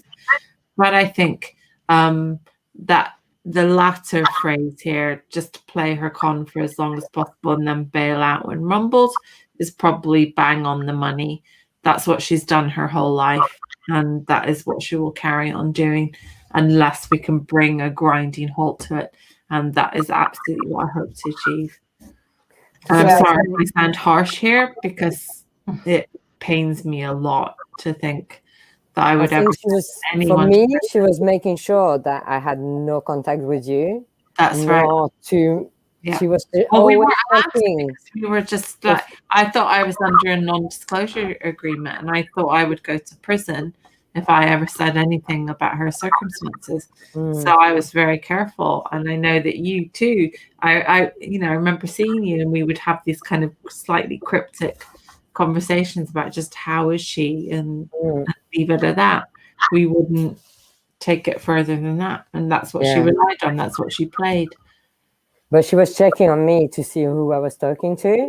Exactly. Because I'm potentially the latest one that's seen her and kind of was doing things with her. And to some extent, she was like putting a wedge in between people that were quite close, so they didn't actually speak to each other. And kind of like saying things about people behind their back, but like making sure that we were not talking about her behind her back. And then that's right. That's what she did. I think she would have carried on with me. That's what she did with Kaz and other communities. To some extent, she would have carried on with me if she didn't tell me. She would have carried on and just think, you know what, she's actually kind of someone that I could tap on. She hasn't got any kids. She's got her own money, and potentially would tap on to me. But that hasn't happened. So I think I'm thankful for it, because I was, kind of like going on face value, not really questioning anything, like an idiot I am. But this is one thing that actually positive and negative in the same sense, because I am very compassionate, and I'm always like willing to accept people and just helping them and stuff like this. I'm so much more cautious now. And whoever the friend that I trust is going to introduce me to the next person, I will not actually accept them as easily as I would before. So that's potentially the thing that has affected me. And that's damage, but actually I think it's probably brought us into a world where we're probably a bit more like everyone else that is a bit more sensible. I just kind of think, well, that's going to be the cost, but I'm absolutely never getting myself in. I'm pretty kind of closed off now from other people, other students, ever being in a position. I'm just going to focus on loving the people that are close in my life and are close to me, and I'm never going to reach out to strangers or try to solve their problems ever again. No, exactly. And that's what another of our friend who also been a victim, she's actually said that someone mentioned about, and because of, COVID happening and stuff like this, she was like, oh gosh, this student was like, oh, this grandmother had COVID, and then he had a car accident. I'm like, what was true? I know. And you become so much more suspicious. And literally you will kind of affect people that is happening to them, but you just like don't believe it anymore. That's what she's done. She's broke something, which is actually our ability to actually be compassionate and be, like kind of like trying to help and be nice human beings. That's what she's done. That's what she's done that is so pernicious. She's actually removed, 10 people out of this terrible life, this world that we live in, where people really need compassion and love. And there are 10 less of us, or perhaps more, that are just not going to do that anymore. We're going to ask questions that are probably shouldn't be asked in times of pressing need. I hate her for that. Why would you feel the need to question someone that had said that her whole family had been murdered, that she'd lost her family, that she... I know. Who would lie about that? It's not something, and I know people, there are going to be people that have been here tonight that are going, how could you be so stupid? I knew that would happen. Absolutely knew. But it's not questions we haven't asked ourselves, of course. Exactly. Exactly. Saying, oh, we're so super smart, and no. I mean, I think most of us have just felt incredible shame. Yeah, absolutely. I haven't even told my closest, my friends outside of you guys. I haven't even told them, because it's just, how do you do that? How do you, because they just turn around and go, Lisa, really? I mean, come on now, listen. Actually, when you go bum, bum, bum, bum, bum. Yeah, when you say it out loud, as you said, when you say it out loud, it just sounds completely ludicrous. But none of us were ever given the opportunity to say it out loud. We were told we weren't allowed to. No, you don't. Yeah. But when you're dripping, it's just so different. It's so different. And also, she just isolated us. She just told us, you know, we were the ones that weren't allowed to talk about this particular thing. And so there was no one else to compare notes to. And it just felt like this complete nightmare that you were caught up in on your own and you didn't know how to get out of it. Mm-hmm. And you didn't have anyone. I mean, I did have my partner and my family saying to me, stop being so dumb. I should have listened to them. But there were all of these other little subtleties in the lies that she told that were just, as I said, just so kind of mundane that you just kind of think, no one lies like that. No one lies like that. So you just kind of think, well, you're not in the situation, so you don't know, so you can't tell me that I'm wrong. My God, I wish I had been them. I wish I could have listened to them. It would have saved me years of my life. And I agree. You know, I don't have any shame actually in saying, yes, I was incredibly dumb and naive. Of course I was. It's completely dumb and naive. And I am shamed by it. But I also think it's really important that I just say to you that I was shamed and duped by this. And when you're in it, it's actually very easy. And I don't want anyone ever to find themselves in that situation. So I don't want anyone to be complacent, that however much you might think that you're suspicious of other people or whatever. You know, I'm an academic. I'm taught to think critically, and I do in my intellectual work, but I have a lot to learn about my interpersonal relationships and to be much less trusting. But I kind of feel that as a bit of a loss, actually. I feel like that's really changed the way in which I can help people, and I kind of feel like that's kind of what we should be doing in the world. So I have a lot of thinking and a lot of learning to do in the next few years. But well, it's recover, though. It's about recovery. This has just recently all sort of come to light, and I think in time that will heal. It's just going to take that time. I think I don't want to say you're giving yourself a hard time, because at the minute it's all quite fresh, and I think that you will go on to be even more amazing because of what. I listen to Kaz and I'm just like, see, Kaz is the kind of person that I need to be hearing from and listening to. Kaz has gone through the deep valleys and just has this amazing insight. That's the thing. It was very different with Kaz to everybody else. Kaz, it was a real like campaign against Kaz. Yeah, and it was.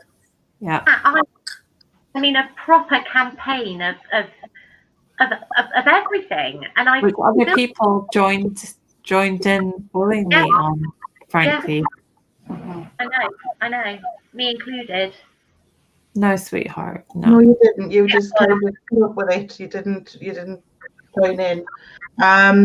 So, but yeah, it was the things that were said about me were quite fun. I was a stalker, and I'd extorted £5,000 out of her by threatening to tell people where she lived.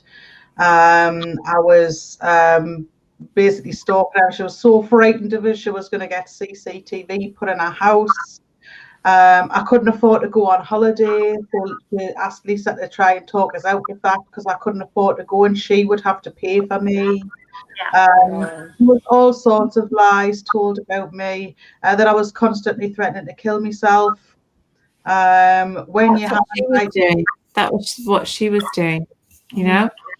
Yes. I would go to an academic conference and she would spend the whole time being suicidal, so that I couldn't actually do my job and do my, present my papers or chair the panels or whatever, because I'd have to keep rushing out of the room, and my colleagues were just looking at me like, what is wrong with you? And I'm like, I'm really, really sorry, I can't talk about it, obviously, but I can't be here right now. I just have to go and do this thing. And it would be her on the phone going, you know, I keep visualizing a noose around my head or whatever. So she was like putting on to you what she herself was, this sick game that she was playing. Yeah, she was without doing that when she was claiming that all the time. It was basically because I've been open about my mental health issues and like about who I am, and I don't flip about it. She used anything that I was honest about against us. So she used the fact that I don't earn as much money as everybody else allegedly earned against us by pretending I wouldn't have the money to go on holiday. She used my mental health against us by making out I was this crazy stalker. Also the extortion. You know, That's because what she was doing. Not only was she doing that, but she was actually stealing stories from the stories that she was telling about you, if you know. I mean, that doesn't sound so weird. She was making up stories about you, but then she was behaving in those exact same ways. Yes. In her dealings with other people. Projecting, really, she was projecting. She's done it with other people as well in the past that she wanted out of the picture.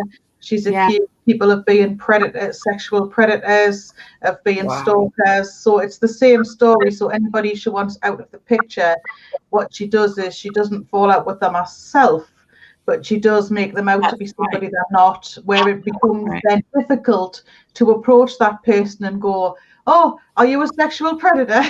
You know, exactly. You wouldn't do that. I can stalk you, Mr. Shannonite, anytime, sweetheart. I have to say, if I was going to be stalked, I would want it to be you, and not. That's actually my addiction. That cherry Pepsi Zero. I love it. Oh, it's amazing. I love it. Amazing stuff. But yeah, I mean, go on, Lisa. I was just going to say there was more to it. I mean, there was an awful lot. It was a massive campaign with Kaz, and there were emails, there were stuff that actually I forgot about that. Yeah, well, now I look back, you say, because it's better to come from you. She faked an email that was allegedly from me to her university email address, a professional one, which of course she didn't have. It was this horrible, threatening, I'm going to kill you kind of message, wasn't it? So she pretended that I'd sent that. She also pretended I'd phoned the police on her as well, that the police had the IP address and it was from the northeast of England. So all the time she's spinning these little lies about what a terrible. And the whole time they were away in Cornwall, Lisa says, she was saying, I'm so glad Kaz didn't come. I'm so glad Kaz didn't come. That was the weird thing as well. When she got that email, she said she got this email to her work address, to the university, to her university email, and it said all these awful things. And when she said it, the first thing that came into my head was, and at this point we were on holiday, we were in Cornwall together. The first thing I thought was, she's lying. She's lying.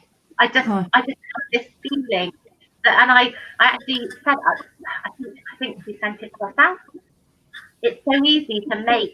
And the only difference in the email address was there was another, like either another T or it was just one T that was different on this email address. And I remember the first thing I thought was, she's lying. And she said it had come from the northeast. She said this email had absolutely definitely, again, it was trying to put that barrier. And at this point we were today. But that was my first instinct. The first thing that came in was, I don't believe it. I don't believe it. And it was things like that right the way through, red flags right the way through, where I was thinking, I don't believe this. I don't believe this. Yeah. And it was just too much. Too much. I mean, I have to say, there was many times where I didn't believe her and where I actually went through her phone. And that was when I actually found on her phone, it was several years before I kind of cut contact with her. I found on her phone the voice changing app. Wow. Confronted her with it, and I said to her, what is this? And I also found, that she'd be making calls, or she'd been receiving calls from people called Joe, Yusuf, mum, whatever. And I thought all of these people were in prison. And I said to her, what is this? And I actually took screenshots of it. I've kept them in my little file.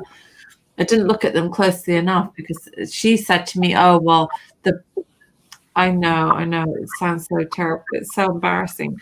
But she said to me, oh, well, the police set that up so that I wouldn't accept calls from people from numbers that were dangerous. So they gave them, they have this app that's, changes the number so that it is the name of people that I wouldn't normally want to pick up to, i.e. family members or whatever. So I was like, okay. And then the voice changing thing, she was just like, oh, that was just a thing that I was playing with my kids over. It was just a fun thing to do, to change the names. And I was just like, okay. But, I took screenshots and I just kept it. I thought I just need to build up this. If it ever comes to it, I need some kind of evidence base to show that she was actually lying. And then she used to send me photos of her doctors, and I actually ran those through a Google something where you can look for similar photos, and they look like stock photos. Similar people would, the same face would come up because they were stock photos and they were posing for other, they're models or whatever. Yeah. And like, I'm so dumb that I just kind of go to her at that point. What are you doing? These are, made up people. But it was her brain tumor. It was always like, she has a brain tumor, and how could I possibly say to her, I think you're lying? She would have just said to me, oh, well, of course people aren't going to send you their actual photos because I'm in witness protection and everyone has to be super secret. So. And that's the point. That's the absolute point. And that's why she used that and chose that, I think, was that so people did not do that they didn't question her and they didn't talk to other people. And that's why I sat on it for so long. Yeah. She went to anyone. And as I've said this before, but Kaz was actually, no offense, Sian, but Kaz. Kaz was the one that saw it. And that's why Kaz had to be excluded. She was the first person that I know that I thought of thinking, should I do it? But I knew how fond she was of Jay. I knew how much she loved her. I knew, and I thought, there's no way she's going to believe me. There's absolutely no way she believe that this is. Yeah, but I didn't know. I was just waiting for the time to pass so I could speak to people. I know. Point just here. She actually gave me her password, which is why I could look up her phone. But then it all turned to the kind of fingerprint password. And at that point, I no longer had access to her phone. But I never actually felt comfortable about doing it. I always felt a bit kind of awful to do it. There's Tiggs. Hello, Tiggs. Hi, Tiggs. Sorry. I'm going to pop out for a minute. Give me a sec. Yeah, no worries. Let me have a look and see what else. What's Mad Keeley said? Have a look. Witness protected people have no access to any social media formats. Yeah, that's the thing. Because we had no idea. All we were all told, apart from Keeley, obviously, because Keeley was in it, was kind of didn't even know, did you? Literally, when did you find out about this? It was only a couple of weeks ago. Yeah, maybe 4. 3 to 4. 3 to 4 weeks ago. Yeah. So it's all very new to you and very fresh, which is, thank you so much, because I know it's emotional, I know it's hard, it's really difficult for you to come on, and it's, I really appreciate you doing this. Thank you so much. But I think it was important that you told your story as well as everybody else, and kind of try and match that, try and make the puzzle, try and put the pieces to the puzzle. Yeah. I'm not entirely sure we've completely done, but it's good to discuss it and talk about it. But yeah, so it was. What was I saying straight just then? I completely lost my track of thought. Totally. You said you thought it was good to get maybe to the bottom of it as much as we can, But it was good for everybody to say their piece, I think. Yeah. Can I just say, I appreciate, Lisa, for you to give us a voice, because there was a lot of things that we didn't want to be discussed, online. And to some extent, there was a lot of things that were said about us, about the UK group. That was completely untrue, and no one was consulted. There was also things that were like told about, babies and stuff like this, and there was the wrong person associated. It was just a lot of bullshit, and I appreciate you giving us a medium of actually trying to say what happened, really. But our prime concern was like, we don't want to say anything. We don't want Jay to know that we know and stuff like this. So that was our prime concern. But then the next day, everything was out. So we really appreciate that we kind of like are able to say our story.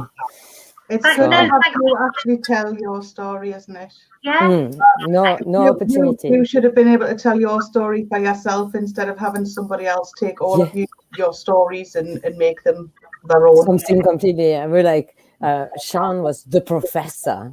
I loved it. We started calling her the professor. It sounded really kind of like a Netflix. Someone mentioned about making a film out of it. Sian will be the professor. Excruciating. The thing is, everybody's individual stories are so different. Yeah, they're just a variation on the same. It's so strange. And it's so strange that she's managed to sort of like, because I know a lot of people have said they're really, wary of a lot of traumatic events in one person's life, but it wasn't like she confronted you with all that all at once. That's right. It was slowly fed over, years. We're talking years here. It's not just a few months of an online presence. This was an actual person. It was very every now and then a new thing would be dropped in, and then you would just add it to what you already knew. So it was this accumulative thing. It wasn't this like dump. It was very, very slow. It was very clever. Yeah, it is. It's like it's drip, drip, drip, little bit. And this is where the difference. Like if she'd gone to somebody cold and she'd told them those things about me, they would have gone, "Shut up." But what she was doing to Lisa is she drip, drip, drip it, and all the time she's playing the victim and pretending she's terminal. It's a different situation, and I got drawn into that as well myself. I got loads of red flags, and I thought, well, you told me something different. And it was after I kind of inadvertently called her out on a Zoom call, because I'm quite a candid person, and I went, well, you told me you were born in New York because you told Lisa she was born in Israel. And she went, oh, no, I was born in Israel. I was raised in New York. And I must have had a face on, because when all your expressions like show on your face and you can't keep it in. And I was like, it's not what you told me. And do you know what? I've got a feeling that was when the whole moving away. That was the beginning of the end of me. Yes, I think it was. Yes, I think that was because I dared to turn around and go, that's not what you said. Yeah. But why wouldn't I? I wasn't going to baby her because she was unwell. Good for you. I hate people who baby me because I'm unwell. People think they're a precious little flower. It's much more frustrating to have people withhold information from you because they think you're sensitive. That's what sets you off. It's not because I've been told stuff that I can take. Yeah. So I wasn't going to baby her or patronize her, but at the same time I was like, well, that's not what you said. So by then I was kind of like, And some of her behaviours as well weren't in line with the person she was portraying. She was actually quite vicious sometimes. And as much as that was occasionally funny. Yeah. She's a grown woman. She's a 34-year-old woman, and she needs to be held accountable for what she's done. Yes. Yeah.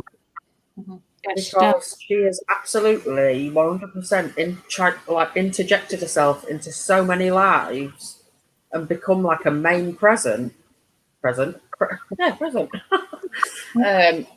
So I just, she's used her skills in a total wrong way. That's the thing that bugs me. She's such a bright girl. She's so bright. If she'd used her powers for good, she could have ruled the world and put it right. That bright. She's really, really not that bright. She's got kind of, no, but sorry, but she's really. I'm absolutely going to put this into rest. No, she's not. Okay, I never found my discussions with her particularly, awe-inspiring or kind of life-changing. No, not at all.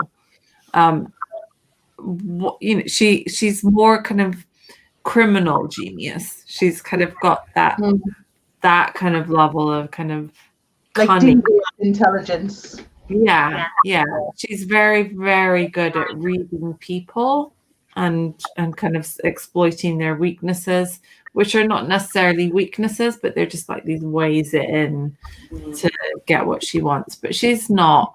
Let's not elevate her as some kind of amazing intellectual genius. She's not. She's not stupid, but she's, not the most intelligent person I've ever spoken to, but she's got a kind of emotional intelligence, which is extraordinary. That is where what is it that you call like the opposite of an empath? The ones that can read emotion and things like that. And she can do that like a real pro. Yeah. Like an opposite. She could be an amazing profiler or something like that. She can read people very, very well, but she just puts it to really malevolent ends. She doesn't do anything good with it. What got me as well was that she knew she knew that I was interested in the Chris Watts case, and that's kind of started my channel on and did all that, and she knew how interested I was and fascinated by it, and she said that she was actually Chris Watts, that she was ringing him in the prison, and that she had been assigned, I think, like 400 hours or something. It was a certain amount of hours anyway, and that she was ringing him. And it got to the point, and I remember going, oh my goodness, wow, okay, this is interesting. You're talking to Chris Watts in the prison. And she went, yeah, but don't see him as a celebrity. Don't see him as this. And I'm like, no, I don't. But it's just, can you say, I can't talk about it. I had to sign a thing to say, I can't give you any information, but just know that I'm talking to him. And she said, oh, he stutters a lot and he does this. But it was just stuff that we would know anyway. It was very vague. But that was when I started to kind of look and I tried even to Google Chris Watts with his telephone, like the telephone list of people that he talked to, and I was looking for her name, and I was trying so hard just to find something that could be true and that could point me to it. Okay, this is true. There is some truth in this. And now I look back, I'm thinking, nobody in real life spends that much time trying to find out if somebody's real or not. I've never done it before. But I think that's like quite a significant thing. So I think all of us tried to check out her story. Why we did that, I'm not quite sure. But the fact was that even when we couldn't find any verification of what she was doing, we still carried on going along with her lies. And I think she kind of counted on that. I think she seemed to understand that that's what we would do, and she was ready for us when we would come to her with the kind of questions that we would ask her about that. And that was in itself a kind of way in which her lies became more credible.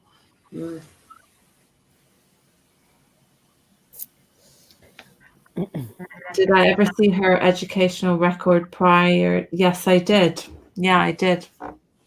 And I've gone back and looked at it since, and that seems to have been bona fide. Those are not things that you can actually fabricate. So, she did do very well in her first degree. Well, it wasn't her first degree. She tried to do a BA degree at the University of Lancaster.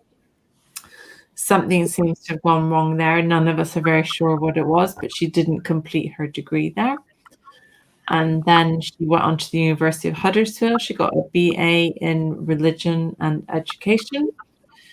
And she did get a first class degree. And on the basis of that, which was checked out because she got a scholarship to the university where I teach on the basis of that. And there's no way she would have got that scholarship if those credentials didn't check out, because we always look at comments. Here's a funny little story. Just in case, I know I said it before, but here's a funny little story. She told me that, and Kaz as well, I think, that she had tutored Russell Brand. Yes. I don't know how known he is in the US. But she said that she tutored him. She said she gave me a whole story about how he'd come into the office. She was having a meeting with somebody in the office, and he'd burst through the door with his PA, and then gone, "Hey, come give me a hug." And she was like, "Oh," and just sat there and didn't. And said that he was quite arrogant, and he was this and he was that, and that he wasn't very bright. And that's outrageous. That's outrageous. I taught Russell Brand. It was actually John. Never. He was an absolute gentleman. Is actually extremely bright, and I would, I have all the time in the world for that man. And I was very skeptical to begin with, because I just thought, oh, this celebrity rolling up, bit of a pompous arse, having seen him, just no time for him at all. And actually, he was not at all what I expected. Very serious and intelligent person. And I really, but I used to just tell her, oh, Russell is in my class and I've been a bit anxious about it or whatever. But actually he was wonderful and very smart, and that she would then just take that to kind of, there's no me and having him in my class. He just wanted to learn like any other student. And my view was, he has to behave like any other student. I'm not going to give him any special treatment, because why should I? He's no more important than anyone else in my classroom. But he was just, he understood that and was actually, conformed to that environment and, contributed in the way that any other student would, because that's what his job was. He was a student. So that she then takes that to kind of reflect on her, that she's somehow some special person because Russell Brand is taking her course. No, that's not what he's about. And I kind of feel like I should also protect him, because that's what he was there for. He was a sincere and decent person. And she doesn't get to do that. She doesn't get to steal that. No, that's not fair of him, and that can potentially damage him. And that's, my responsibility as his teacher is to protect him as I would protect any other student in my class. It was so funny when I said about it to you. I think it was one of the first times that you and I spoke, Sian, and I went about Russell Brand, and you just burst out laughing when you went, "That was me." Yeah, exactly. Exactly. But I would never speak about him in those, because I wouldn't talk about any of my students in that way. I would never ever, even if they were appalling, awful people, I would never ever talk to anyone else about that. I mean, my God. She was dramatizing it for herself. It wasn't at all true. She'd obviously heard that you'd been teaching him, but she needed to make it more dramatic. She needed to make it more. Exactly. Whereas he's the least dramatic. And you could believe what she said. But you said he's not like that at all. He's not like that. No, he's a lovely, decent human being who doesn't want to make a big scene. So, no. Yeah. No, but that just angers me, because, that's potentially harmful to a student that was in my class and I had a relationship with her. So I'm just saying, it's not, I just said, the only time I ever spoke to her about it was to just simply say, it wasn't what I feared, which would be a bit of a kind of carnival, but actually it's gone quite well, and he's a very nice and intelligent person, and I shouldn't even actually be speaking about it now, because in my mind he's no different than anyone else that I would have in my classroom, so why would I speak about him differently to anyone else? Exactly. I just want to thank Lauren and Scott, by the way, who have been absolute legends in the chat. They've been incredible Tonight. They've been amazing. Both of them are answering away questions that people have got about today. So thank you for that. That's amazing. She did seem to speak Polish. Sorry, I'm just sort of catching up on what Lauren is saying. And yeah, I mean, I actually traveled to Poland. And she did seem to know some Polish, although she had told me she was fluent. And then she said, when she wasn't actually getting on very well with Polish, that, she was just a bit nervous and she hadn't spoken it for a while or whatever. And I'm like, wow, I don't speak any Polish. So, But you did say about anything that sounds vaguely Polish is quite impressive. But you did say about the Hebrew, Sian. You said that you were sure. Definitely seem to speak Hebrew. I mean, the university that I teach at is a specialist institution for Asia, Africa, and the Middle East. And so I have many colleagues that are absolute experts in Hebrew and all sorts of different languages that are non-European. And so it didn't seem to me like that was not Hebrew. But, that's not exactly an endorsement, is it? It sounded like it to me. So she told me she spoke 9 languages. Yeah. I sort of took her word for that. Why not? People do. And then I asked her if Spanish was one of the languages she spoke, and she went no. And I thought it was a bit odd that Spanish wasn't in that range of 9. Yeah. It was unusual not to have Spanish in your collection, I felt. Yeah. Yeah. Well, I mean, she told me that she spoke Indian languages, which I do speak. Mm-hmm. And whenever I would use them, they would be, tumbleweeds. Yeah. Yeah. I thought maybe she's just learned it textually. But again, she had the aptitude. She had the aptitude to do all of these things. I don't know. I don't know about that. She could learn to count to 10 an hour, but no. I mean, it's only really in retrospect. I'm not saying this to be horrible. I really am not. But it's only in retrospect that I see these moments where things like that broke down, and her capacity to have whenever I would actually try to have a more intellectual discussion with her, the police would intervene to tell me that I was being really bad for intellectualizing a discussion where I was kind of talking about I read this book and I read that book and I was really interested about this particular argument. And she would start to get flustered and upset. And then the police would be like, wow. You see, that's the opposite to me, because I just have to be constantly learning. That is me. I just have to be learning, no matter what it is. And if I could tap into somebody like you in a field that I was talking to you, passionate Keeley. about.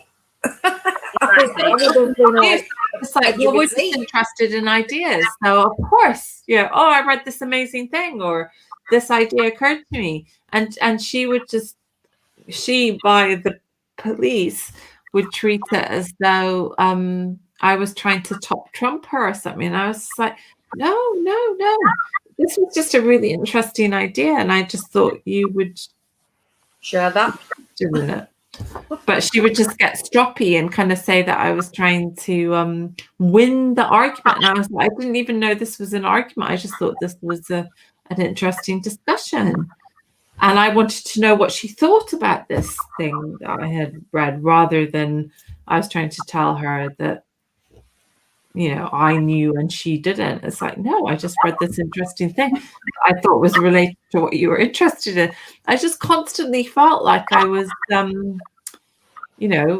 what's the word? Alice in Wonderland, I think, like some kind of Queen saying off with her head when I was just like, no, what I meant was this other thing. It was absolutely baffling most of the time. And so I think, again, Keeley, it's like I should have been talking to you this whole time rather than because that's what I care about, is having a decent, interesting conversation where I too am going to learn. I'm have so much to learn. It's not like the thing is, I know I've only done half a law degree, and that's undergraduate, and I know that more from than start I've to done. finish, it is all argument. Everything's argument based. Exactly. She's There done you a go. degree. She should know that everything, absolutely everything, unless it's maths, She is should care. argument based. See, there you go. There you go. I could Wow. never have a good argument with her. It was always just about her wanting to feel like she was the one that was right. And it's like, but it's not about being right. Yeah, It's that's about it. Scott's just finding said she out couldn't something you control the didn't know conversation, and that's Yeah. the problem. Yeah. And then I got your police telling you that you're bad because you can make her have a seizure because you told her about a book that you read. That you could read. Quite bad. Quite bad. Wow. How dare you share an interest? I know. Well, I think you and I should have a good old chat one of these I days. think you should. I You think and you your- should. Yes. Yeah, I mean, that's the thing. We've all been in it. There are people that have been in it for longer, a lot longer. Sean and Keeley, But we've Freddie. all had these really similar experiences, haven't we? I mean, Yeah, in the end, exactly. no matter what the length was, Yeah. we all got hurt. Yeah. There's no hierarchy of it's not a hierarchy of harm. It's that we were That's all why I harmed. felt I could try and help in some way, because the last thing I wanted was you all sat there worrying about her, and investing any more time and thoughts over worrying for her or anything like that, because she can't just keep doing this. Yeah. She's 34, she's got to stand on her own 2 feet and make herself a life. Yeah. Instead of just stealing everyone else's. Exactly, stealing everyone else's. Not if she's fair. anywhere near as much effort into her own life as she has into stealing other people's and manipulating people, what a waste. Absolutely, this life is what you make it, but it's not bloody easy. No, and for it's someone not. to just strut in and just take over, it's just awful.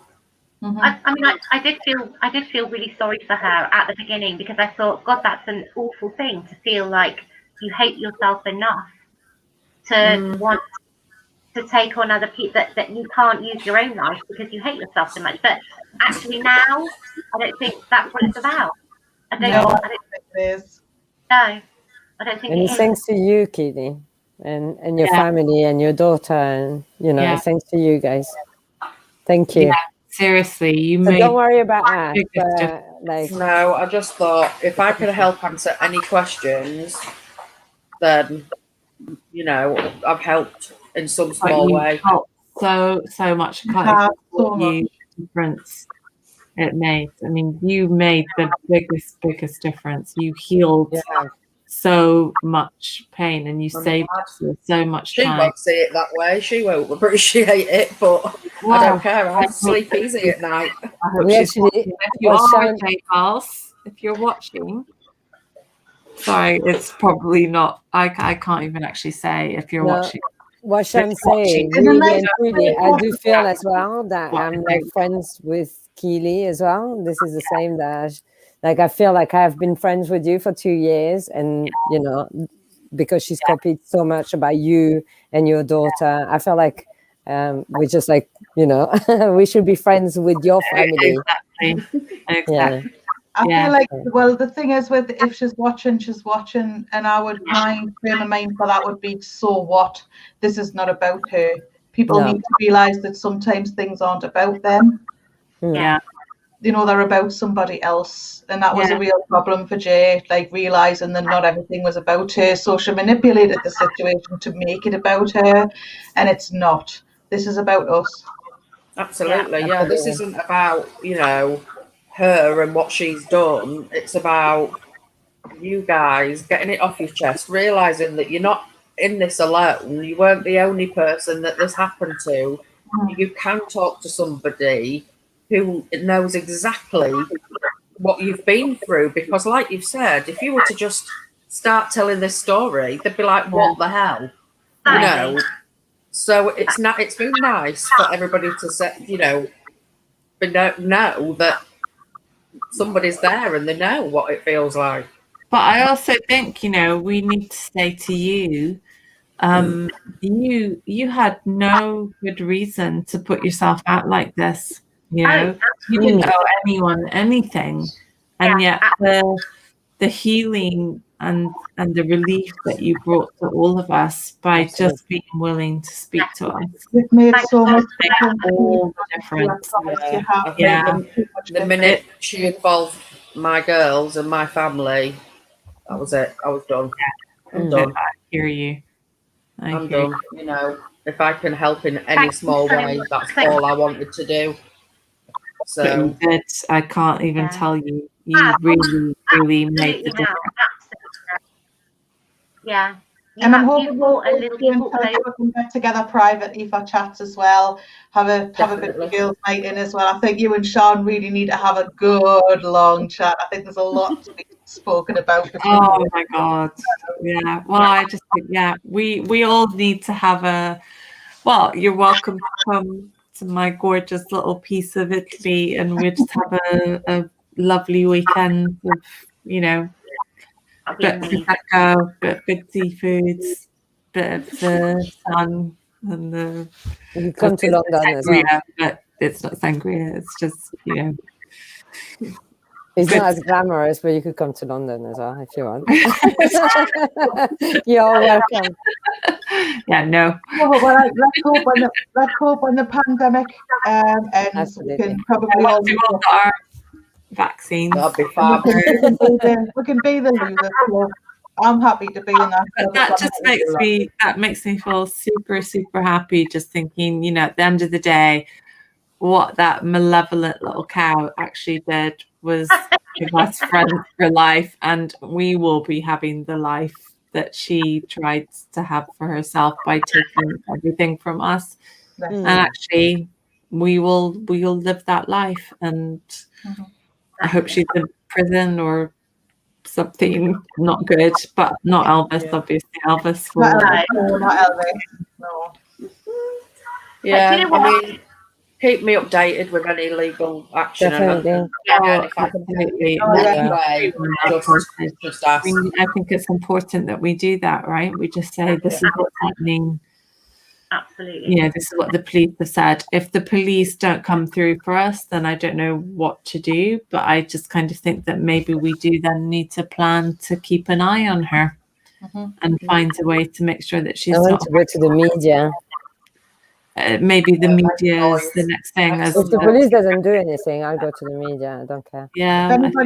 If nobody wants to volunteer to try and write it up, I will do that, because I think it needs to be documented. I've got to be honest. I don't know what we would use it for, whether it's just for us.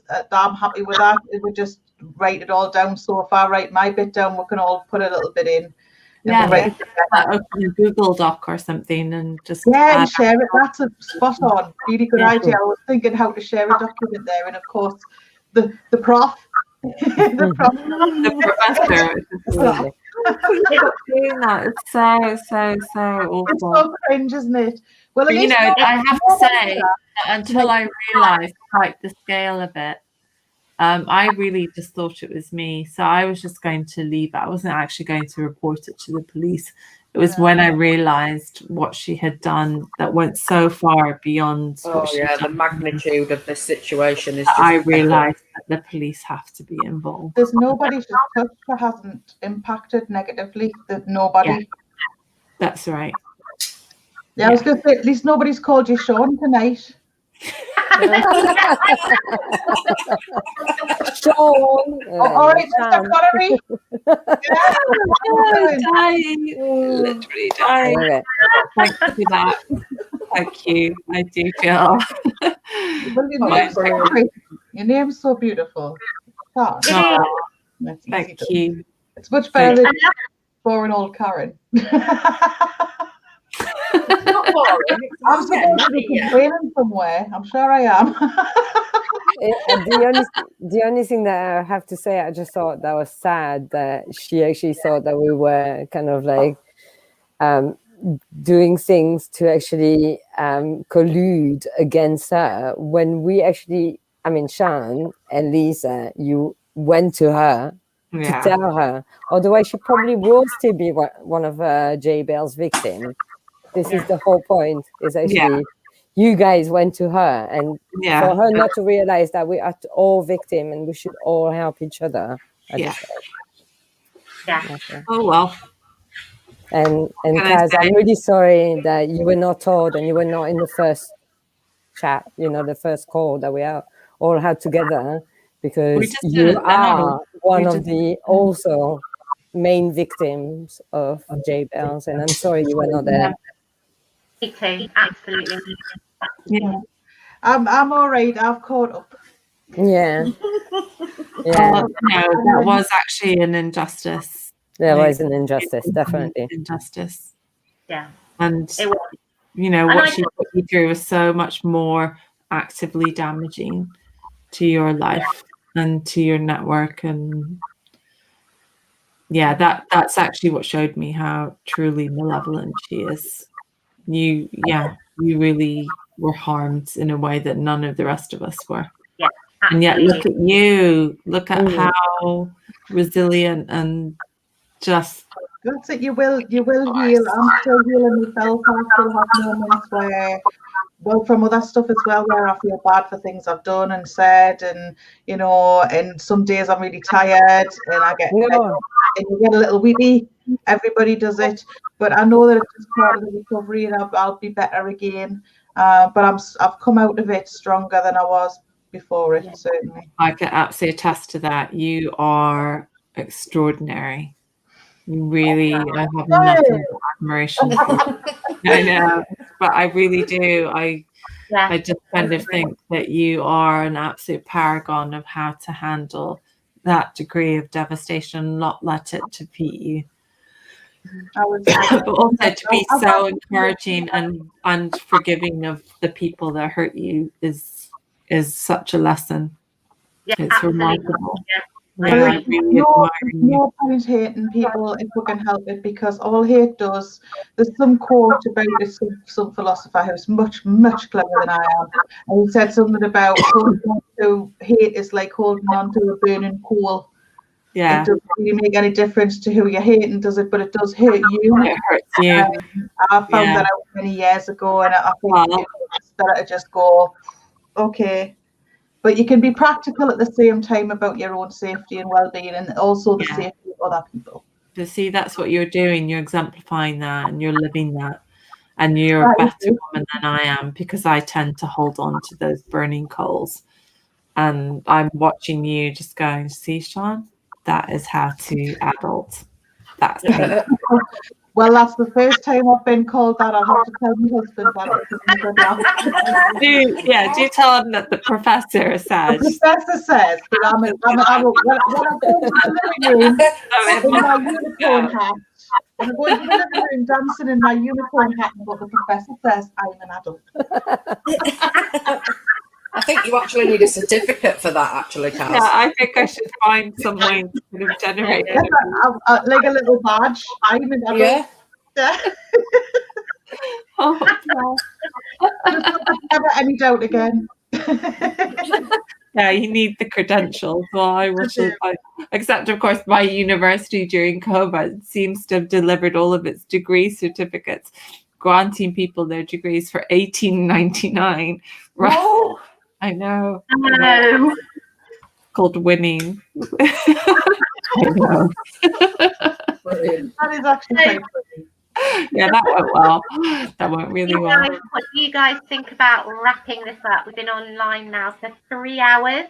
God, yes. Okay. We can have a quick chat backstage if we need to, but I think unless anybody's got anything burning they want to say.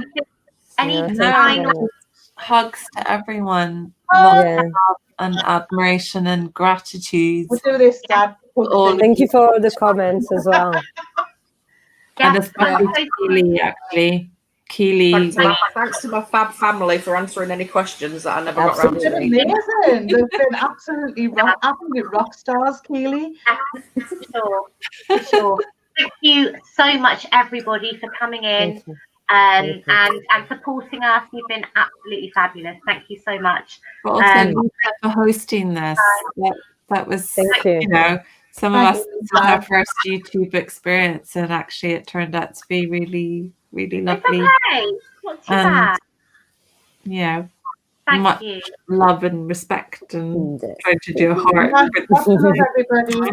Thank you to all the mods who were awesome. Thank you to me fellow mods for keeping us safe. I know Lisa's dead stuck with you all. Mods, thank you so much to all of you mods. Thank you. Oh my God, and thank you so much for the super chat. It was so difficult. I've said thank you in the chat, but thank you guys. I think Mad Kiwi was there, William was there, Ginger Locks was there, and there was another one. But I did say thank you. So thank you so much. And thank you so much, Keeley. Amazing that you came on. Thank you. Thanks for asking me. Thank you, everybody. It's just been so nice to speak to you all. Hopefully, Freddie. Oh my God. Thank you. Hi, Freddie. Nice. It's been so lovely to meet you. I know. I'll be in touch on WhatsApp anyway. Please do. Please, Sean, feel free to pass me contact details on to Freddie. Okay, Absolutely. I'll do that. Okay, love you all. Bye. Bye. Thank you. Thank you so much for coming. Thank you. Thank you. Bye-bye. Bye. Right, oh, I'm not sure how to. Sean left. Bye. I'm leaving. Here we go. Tom. Is it offline? Are we offline now?